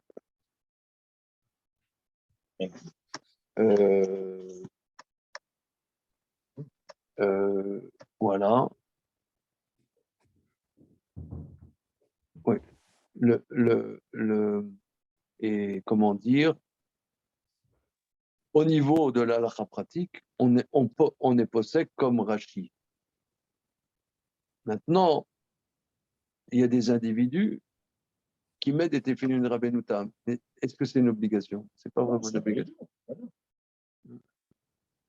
C'est plus complexe que ça. Alors, de ma connaissance naïve, même ceux qui mettent Rabbeinu Tam, ils le font à la fin de la tefila. Oui, non, mais d'accord. Oui, mais ça correspond à quoi? C'est une obligation ou non? Moi, j'aurais dit que c'est. Parce que sinon, ils le refont sans bracha. Oui, sans bracha. Si c'était une obligation, j'aurais dit qu'il le referait un bracha. Non, mais c'est très complexe. C'est quoi? Très complexe. C'est très, très complexe. C'est un embellissement de la mitzvah. Si je veux faire de la meilleure manière. Oui, non, mais sauf ton respect. Non, t'as rien dit, quoi. En toute gentillesse, hein, je te dis. C'est du affligé, là. Mais donc, il y aurait ça veut dire que c'est un. Non, c'est plus complexe que ça. Moi, je pense que c'est ce qu'il dit.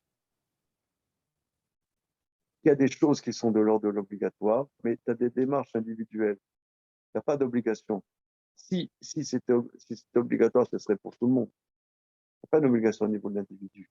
C'est ça ce qui m'a gêné sans le dire. J'étais une fois dans un déterminant chez l'inverse, là, j'avais un placement professionnel. Au moment de l'acheter, tout le monde enlève l'expédition hiérarchique et met sur notamment tous au même moment. Bon, mais ça, c'est le monde raciste. Oui, non, mais ça devient une norme. Oui, non, mais si tu veux. La démarche individuelle, c'est censé être un cheminement, devient. Voilà. Tu n'as pas apporté à la réflexion, tu vois. Tu m'as dit, bon, tu as un système, ils ont organisé ça. C'est un système isolé, c'est une centaine de milliers de personnes. Oui, bon. Ok, si tu vas parler d'une secte.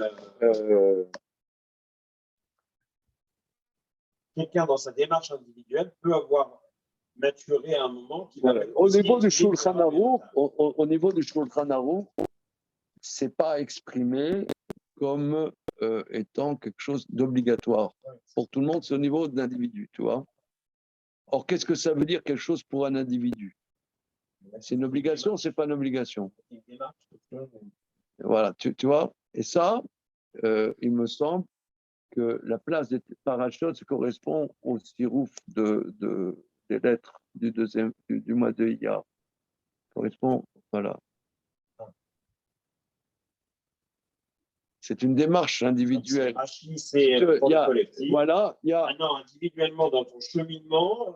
Tu vas un cheminement. Maintenant, le Baal Shem Tov, lui, le Baal Shem Tov, lui, il a fait une grande révolution par rapport à ça. Le Baal Shem Tov, parce que c'est écrit dans le Shulchan Aruch que quelqu'un qui accomplit tout ce qui est dans la halakha, il peut mettre des tefilin de Rabbeinu Tam. Il y en a, ils ne font pas tout. Ils font pas tout. Un peu. Bon. J'ai un ami, il m'a dit, un ami, il était en deuil là, récemment. Il m'a dit, oh là là, quand j'étais en deuil, j'étais juif à plein temps. Et j'ai beaucoup aimé son expression. Elle est intéressante, j'ai bien aimé. Parce que, ouais, sauf qu'on ne peut pas étudier. Mais j'ai bien aimé cette expression parce qu'en général, c'est pas comme ça qu'il vit. Il fait son boulot, il va. Puis, bon, Shabbat, il va à la choule, quoi. Mais il m'a dit, ah là, j'étais juif à plein temps pendant 7 jours. C'est intéressant. Alors, le Shulchan Aruch, il dit que quelqu'un qui fait tout ce qui est obligatoire, alors il peut mettre Tfilin Rabbeinu Tam. S'il ne fait pas tout ce qui est obligatoire, alors qu'est-ce que tu fais ça quand fais déjà ce que tu as à faire, après on voit. Alors, c'est un peu des juifs d'exception, tu vois, des gens exceptionnels, ils mettent Tfilin Rabbeinu Tam. Alors, qu'est-ce qu'il a dit le Baal Shem Tov? Des balayeurs, un juif exceptionnel. Le juif exceptionnel, donc pas le Shulchan Aruch, c'est toi. Ouais, c'est perdu. Ça. Mon grand-père, il m'a dit, mon grand-père maternel, il m'a dit que lui, sa mère, elle est morte en couche. Il n'a pas connu sa mère. Il a été élevé par ses grands-parents maternels. Et donc son grand-père, mon arrière-arrière-grand-père, il était laitier. C'est lié le laitier, c'est la figure de Isaac Bashevis Singer. Je crois qu'il était laitier. Je crois qu'il m'a dit qu'il était laitier. Et il m'a dit, et son rabbi lui a dit de mettre Tfilin Rabbeinu Tam. C'est typique, ça, tu vois. C'était Rabbi Alexandre. Non, c'était une autre. Je ne sais pas ce que c'était dans un petit étoile, je ne sais pas quoi. Tu es laitier, tu es un Ben Ménel. Voilà, voilà, exactement. Voilà, t'es laitier, le Shulchan Aruch, c'est des juifs qui sont exceptionnels, et c'est toi.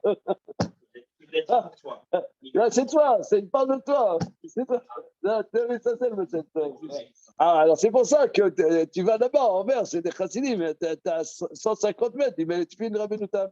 Mais le Tfilin Rabbeinu Tam, c'est une démarche exceptionnelle. Ah, tout le monde est exceptionnel, ok, d'accord. Bon, ok. Mais... Moi, ce qui m'avait choqué ce jour-là à Anvers, c'est de voir des jeunes à peine bar mitzvah. Parce qu'effectivement, j'ai l'idée que c'est. Tu veux que je te dise même? Mais le mec, il a 13 ans et demi, mais avec des longs. Là, avec mon fils Simra, on a créé un site de stab. Aujourd'hui, il y a un monsieur qui m'a appelé, c'est vraiment un ignorant. Tu sens tout de suite qu'il ne sait pas de quoi il parle. Il dit, monsieur, est-ce que vous rendez des films? Posez. Mais le mec, il ne sait même pas la droite de la gauche, quoi.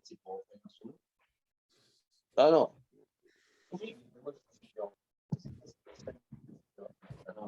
Ouais. Extérieurement, dans les films de la tête uniquement, c'est ça. Dans le chapitre suivant, on en parlera. C'est l'ordre des 4 parchemins dans les films de la tête, il y en a 2 qui sont pas le même ordre. Ouais, c'est comment expliquer une Gemara dans le traité de Marc. On verra ça. Dans la suite. Alors. Donc c'est une mesure de piété à la fin de la prière de changer et de mettre le films dans un Bon, quand quelqu'un change de tefillin, il ne met pas 2 fois les mêmes. Quand quelqu'un fait ça de la tefilla, et à un moment donné, il change de tefillin. T'as vu ça? Oui, c'est pas les mêmes.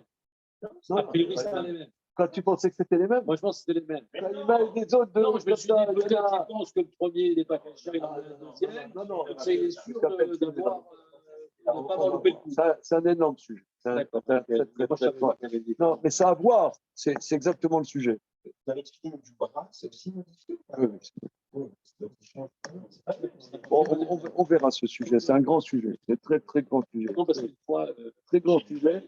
Tu veux que je te dise je me suis investi récemment sur ce sujet. Moi, je t'avais c'est le cas. Et j'ai vérifié. Et puis, je vois un, il enlève. J'enlève des mots. Il faut que je remette. C'était un noir. Non. C'était quelqu'un de pratiquant. Il y a des standards aussi. On y va, Rabotai. Ok, on continue. Grave. Oui, Juste pourquoi il dit que le Yachid, il a besoin d'être pur, alors que le Rabbim, non, pas forcément. Et là, dans la sortie d'Égypte, on était en Rabbim, on était en Yachid. c'était en Rabim. Alors pourquoi ils avaient besoin d'être D'ailleurs, ils n'avaient pas les lois de purification. À Pessah, On n'avait pas la vache. aucune loi de purification. On ne dit pas qu'il faut faire le Korban Pessah dans un état de pureté. Il n'y avait aucune loi de pureté. Puisque pour la purification, il faut la vache rousse. Il n'y avait pas encore toutes ces lois-là. Et il faut le Beth Amikdash. Oui, non, tout à fait. Bon. Mais en tout cas. Ils ne sont pas trop élevés pour sortir. On n'a pas parlé de purification. C'est-à-dire que Dieu est le Dieu du peuple d'Israël, même si le peuple d'Israël n'est pas prêt. D'ailleurs, c'est ce qu'on voit. Tout de suite, il sort d'Égypte. C'est ce qu'on dit. Le soir du Seder, tout de suite Kadesh. Kadesh, ça veut dire tout de suite Kiddush. Sans préparation. C'est-à-dire, la sortie d'Égypte, c'est sans préparation. Maintenant, il y a Pessah Sheni. C'est-à-dire, il y a des individus qui n'ont pas pu faire le Korban Rishon. Alors là, ces dimensions individuelles, elles demandent une purification, un processus. Parce que avoir un lien individuel avec Dieu, ça demande un travail particulier. C'est pour ça, d'ailleurs, l'importance de la prière Betsibou. Parce que qu'est-ce qui me dit que toi, tu te prépares bien en tant qu'individu à faire la prière? Donc, d'où l'importance fondamentale de faire la prière Betsibou. Alors, maintenant, continuons. Kadeshli Kolbecha. Alors là, on commence justement les parachutes des Téphilim. Il y a 4 passages dans la Torah qui parlent des Téphilim. 4 passages. C'est ce qu'on va voir. Kadeshli Kolbecha. Ensuite, le deuxième passage. Ve'aya ki yaviacha Hashem, quand Hashem t'amènera dans la terre, etc. Ve'aya ki yaviacha Hashem el eretz haknani, c'est le deuxième paragraphe. Ensuite, il y a Shema Israël, où on parle au Kshartam Leot Aliadra, mais ensuite, Vaya Im Shamoa. Alors, les Tefilin Rachid, regardez, je viens chercher du papier, je vais vous faire un croquis sur les Tefilin Rachid en même temps.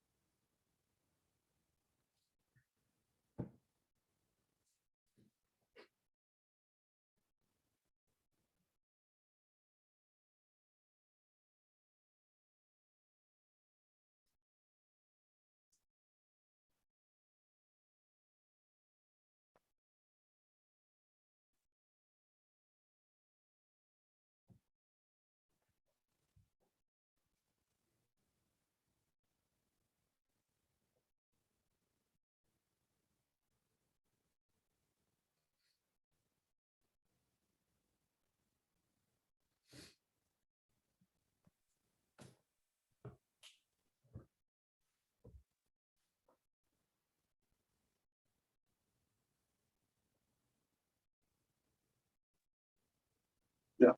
Alors, c'est un grand sujet. C'est un grand sujet et il y a des livres entiers qui ont été écrits dessus. Là, on va commencer dans le paragraphe. Vaïdaber Hashem el Moshe les morts, Kadesh li kol bechor, Peter kol chem b'bnei Israël, Vadar be'evaliou. c'est le premier paragraphe des Téphilim. Hein? Premier paragraphe. Comment on sait? Parce que le verset tête dit Vaya lecha leot aliatra zikaron benecha. Ça sera un signe sur ton bras et un mémorial entre tes yeux. Donc, puisque ce paragraphe, on parle de Téphilim, c'est la première fois que c'est mentionné. C'est Kadeshli. Hein? C'est bon? Ça roule? Ensuite, le verset Yudalef, c'est un deuxième paragraphe. Oui, parce qu'il y a un P. Hein, quoi. Oui, Yudalef. Tu vois, il y a un P, ça veut dire Parashat Peshuta. C'est-à-dire que dans la Torah, il faut passer un espace de 8 lettres. Donc, c'est un autre paragraphe. Et dans ce paragraphe, le verset Tetzaïn, c'est Avaya, le Hot, Aliatra, Otatafot, Benenecha. Ok?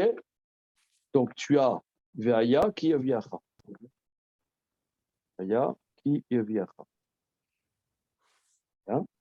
Ensuite, on passe dans Vaïkra, il n'y a rien. Dans Bamidbar, il n'y a rien. Dans Dvarim, dans Parashat Vaïtranad, il y a Shema Israël. Ouais, au Kshartam, le Hot Aliatra. Tu le mettras en signe sur ton bras, etc. Et le quatrième paragraphe, Vayam Shamoa, le deuxième paragraphe du Shema Israël, c'est dans Parashat Ekev, si je ne m'abuse, Parashat Ekev, Vayam Shamoa. Im Shamoa. D'accord? Vayam Shamoa. A été filé une rachis, c'est comme ça. Ça veut dire, le Kadesh est à gauche, pas à droite. D'après Revel, c'est à droite. D'après Rachid, c'est à gauche. Alors, c'est ça, pourquoi on n'est pas sur les chitotes? Attends, alors, une seconde. Alors, on fait racheter à Benotami. Alors, une seconde. C'est un très grand sujet. Parce que c'est comment lire une Gemara d'Aflamet Dalet dans le traité de Nafot. Voilà, c'est un énorme pot là-dessus. Voilà. Où est-ce qu'il y a marqué Kadeshi? Où est-ce qu'il y a marqué le lien avec les. C'est fini? Oui, c'est ce que je viens de te dire là. Le verset tête. D'accord. D'accord. Alors.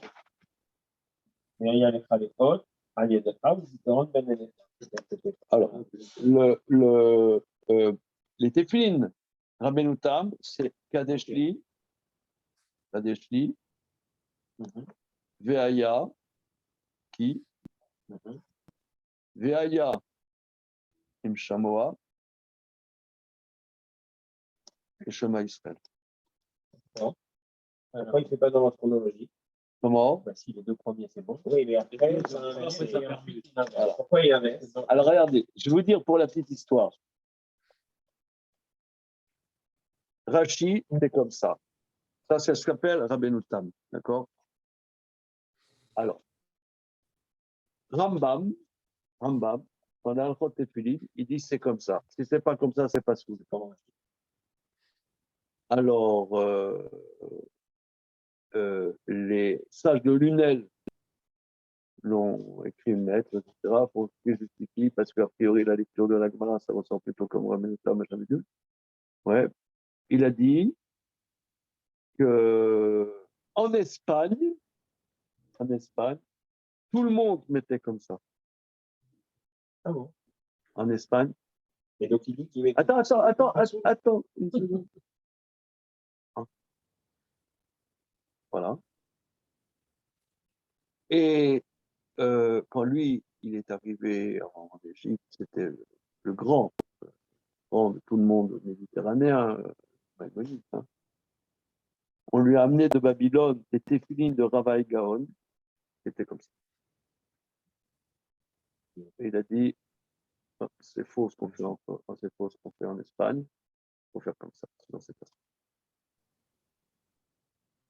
Et la majorité des décisionnaires, c'est comme ça. Le Révet, c'est une troisième manière de voir, et encore une quatrième manière de voir, les manières principales. Alors, Pourquoi c'est inversé les deux dernières heures dans les temps? Non. Si tu veux, c'est des grands secrets de la Torah. Ça touche des choses très, très, très, très importantes. Si tu veux voir, le Aruch HaShulchan, Siman Lamed Dalet, Orach Chaim, Aruch HaShulchan, il donne une explication kabbalisto-pshat. Et donc, Rambam, il considère lui-même que les tefilines qu'il mettait en Espagne, Il dit, en Espagne, on mettait tous comme ça et c'est pas sûr. Alors,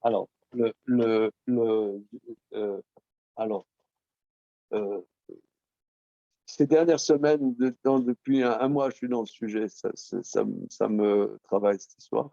Je ne sais pas pourquoi, ça me travaille. Et je cherchais un peu, hein, on peut chercher plus. Il y a des livres entiers qui ont été écrits là-dessus. Il y a un grand rabbin de Komarno. Il y avait un. Je l'ai cité, hein, David de Waknin. J'ai cité le rabbin de Komarno il y a quelques jours. Je ne me rappelle pas. Si, sur la Hanoukia, est-ce que c'est comme Beth Shammai, comme Beth Hillel, Kafta Zakukla, Kafta lo Zakukla? D'accord, ok, ça me dit rien. Bon, ok. Bon, ça m'encourage. On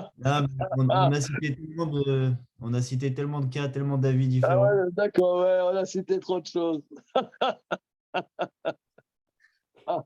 Alors, il y a comment ah non, j'en ai parlé Shabbat. Excuse-moi, Mechila. J'en ai parlé Shabbat, au repas de Shabbat. Excuse-moi. David, t'es le meilleur. T'as bien écouté, c'est moi qui me suis trompé. Razak David. Non, tu t'es pas Mais non, je crois que j'en ai parlé un peu, mais c'est surtout Shabbat, j'en ai parlé. Le truc, c'est comme ça. Parce que c'est une question insupportable, quoi. N'est-ce pas? C'est insupportable. Ça veut dire, Rambam, il dit, voilà, en Espagne, on faisait comme ça. Maintenant, ce qu'on a fait pendant 500 ans en Espagne, il dit, c'est nul. Non, mais de quoi je me mets? De quoi je me mets? Bon.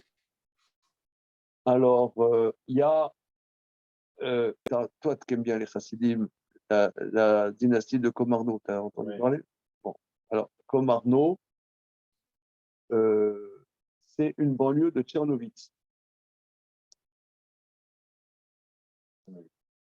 Tchernovitz, non? Aujourd'hui, c'est en Ukraine. C'est la Bukovine. Tchernovitz, c'est là où est né Aaron Appelfeld. Ah, d'accord. C'est pas loin de la Roumanie. Voilà. Ouais, en vérité, c'est plutôt la sphère roumaine. Bon, aujourd'hui, avec des trucs, je ne sais pas qu'est-ce qu'ils ont fait après la Seconde Guerre mondiale, ils ont pris des ciseaux, ils ont découpé, je ne sais pas comment. En tout cas, aujourd'hui, c'est en Ukraine. Et une banlieue de Tchernovitz, c'est Komarno, où il y avait des géants en Talmud et en Kabbalah. Komarno, c'est dont un spécial, je crois que c'est le deuxième ou le troisième, Isaac de Komarno. Et j'ai vu sur ce sujet, parce que c'est perturbant, non? C'est quoi cette histoire? On en met, on ne sait pas ce que c'est cette histoire. Alors, lui, il explique comme ça. Il explique que Moshe au Sinaï, il a reçu plusieurs combinaisons de téfilin. Chacune signifie quelque chose de précis. Chaque combinaison a des sens extrêmement précis. Et c'est aux sages des générations de définir, les grands maîtres des générations, de définir, selon la situation du dehors, qu'est-ce qui va être là. Aujourd'hui, on est poussé comme vache. Mais donc, c'est plus la lecture de Gemara, c'est un autre niveau maintenant. Si, il y a plusieurs lectures dans la Gemara. Il y a plusieurs lectures. Mais quelle lecture va être dominante selon la situation, selon... C'est pas la situation de Zemmour, pas Zemmour. C'est la situation, je ne sais pas, spirituelle, métaphysique des générations. Mais il y a un autre endroit qu'en Espagne. Comment? Il y a un autre endroit et une autre époque qu'en Espagne où ils mettaient aussi les tuiles de Rabbeinu Tam? Parce qu'on n'a jamais entendu un truc pareil.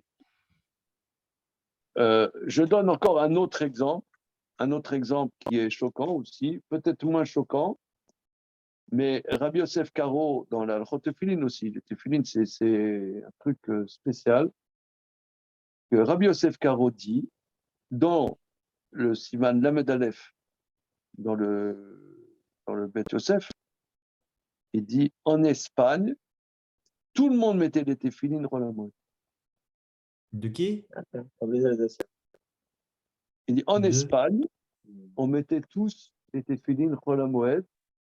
Ah, Mais maintenant que le Zohar a été révélé, et que le Zohar dit qu'il ne faut pas mettre les Tefillin Rolamot, on ne met plus les Tefillin. Mais en Espagne, on mettait tous les Tefillin Rolamot. C'est chaud, non? C'est énorme quand même, parce que si soit tu as l'obligation de mettre tes filines, soit tu as l'obligation de mettre tes filines. C'est un débat, comment comprendre une Gemara. C'est un truc énorme. Si tu as l'obligation de mettre tes filines, tu annules une mitzvah. Quand nous, on ne met pas les filines, qui est le minag dominant, il n'y a que les juifs de culture germanique, enfin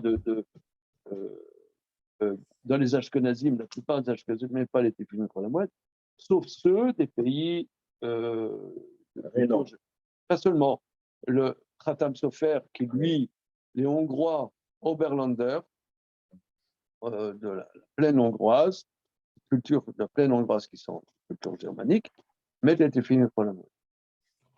Khatam Sofer, mettent les tefillin pour la mouette. Mais les Russes, Polonais, etc., mettent pas les tefillin pour la mouette. Mais je te dis, en Espagne, Rabbi Yosef Karo, moi j'ai découvert ça, j'étais tombé par terre, quoi. C'est un truc. Il dit, en Espagne, on mettait tous les trucs pour la mouette, c'est chaud, non? Tu dis ça, c'est pas grave, tu vas à Pelletan, tu dis, les mecs, en Espagne, nos ancêtres mettaient les trucs pour la mouette. Tu dis, attends, ça va pas ou quoi? Qu'est-ce que tu racontes?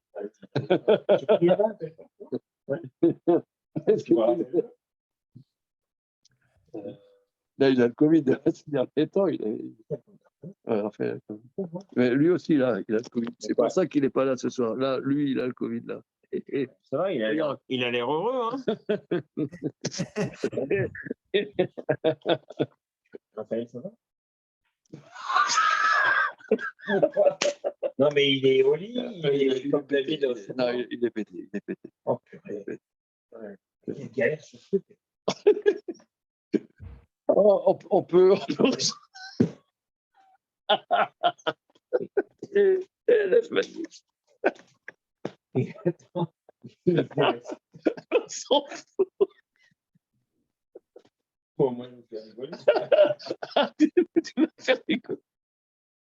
Au moins, il était vacciné. On s'en fout, oui. Tu vois, il a même eu sa troisième dose.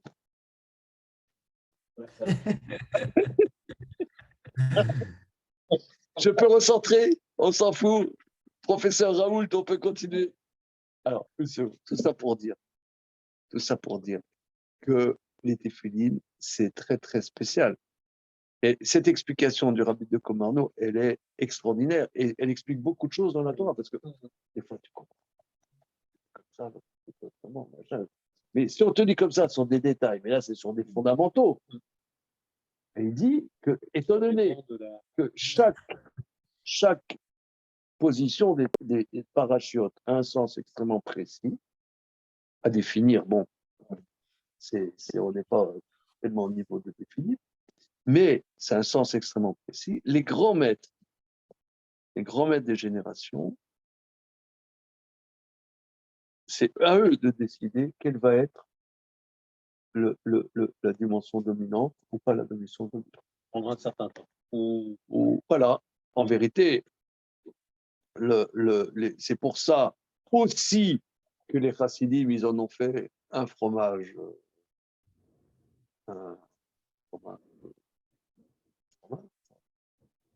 Parce que les téphilines de Rabbeinu Tam, pour des raisons que je te conseille de voir dans leur Rashutran, Siman Lamed Aleph, correspondent à les téphilines de la Géoula. Tandis que les téphilines Rashi, c'est plutôt la dimension d'aujourd'hui en Galoute. Voilà.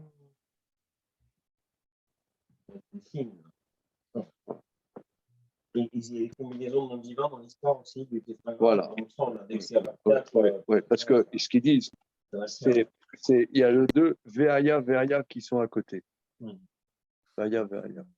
Abayot Baemsa, ça s'appelle Abayot Baemsa. Voilà. Ok, donc vous voyez que c'est riche, hein, ces sujets-là. Hein. Et là, bon, tout ça pour dire, ça met en relief la dimension de l'individu. Tu veux quelque part, la dimension du Yachid, en mettant les Tfim et Rabbeinu Tam, donne une prégnance que même si on est en galoute, on est quand même. Voilà, tu vois. Il faut le porter, quoi. Hein? Ok, on peut peut-être s'arrêter là-dessus, hein, parce que là, il y a un autre paragraphe. On verra, mais se rattacher. Allez, c'est bon. Voilà. On est angoissé, là, j'ai envie de mettre une D'accord. Angoissant? Non. Pourquoi? Au pire, on meurt. Hein, je veux dire. Au pire. C'est la juste proportion des choses, hein, c'est pas. Ah, au pire. Et vous croyez qu'ils vont rencontrer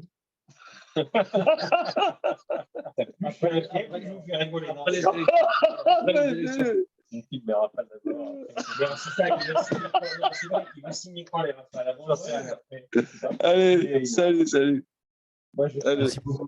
Chirac Pasquale, il pourrait signer entre les deux tours. Tu te rappelles, là, les otages,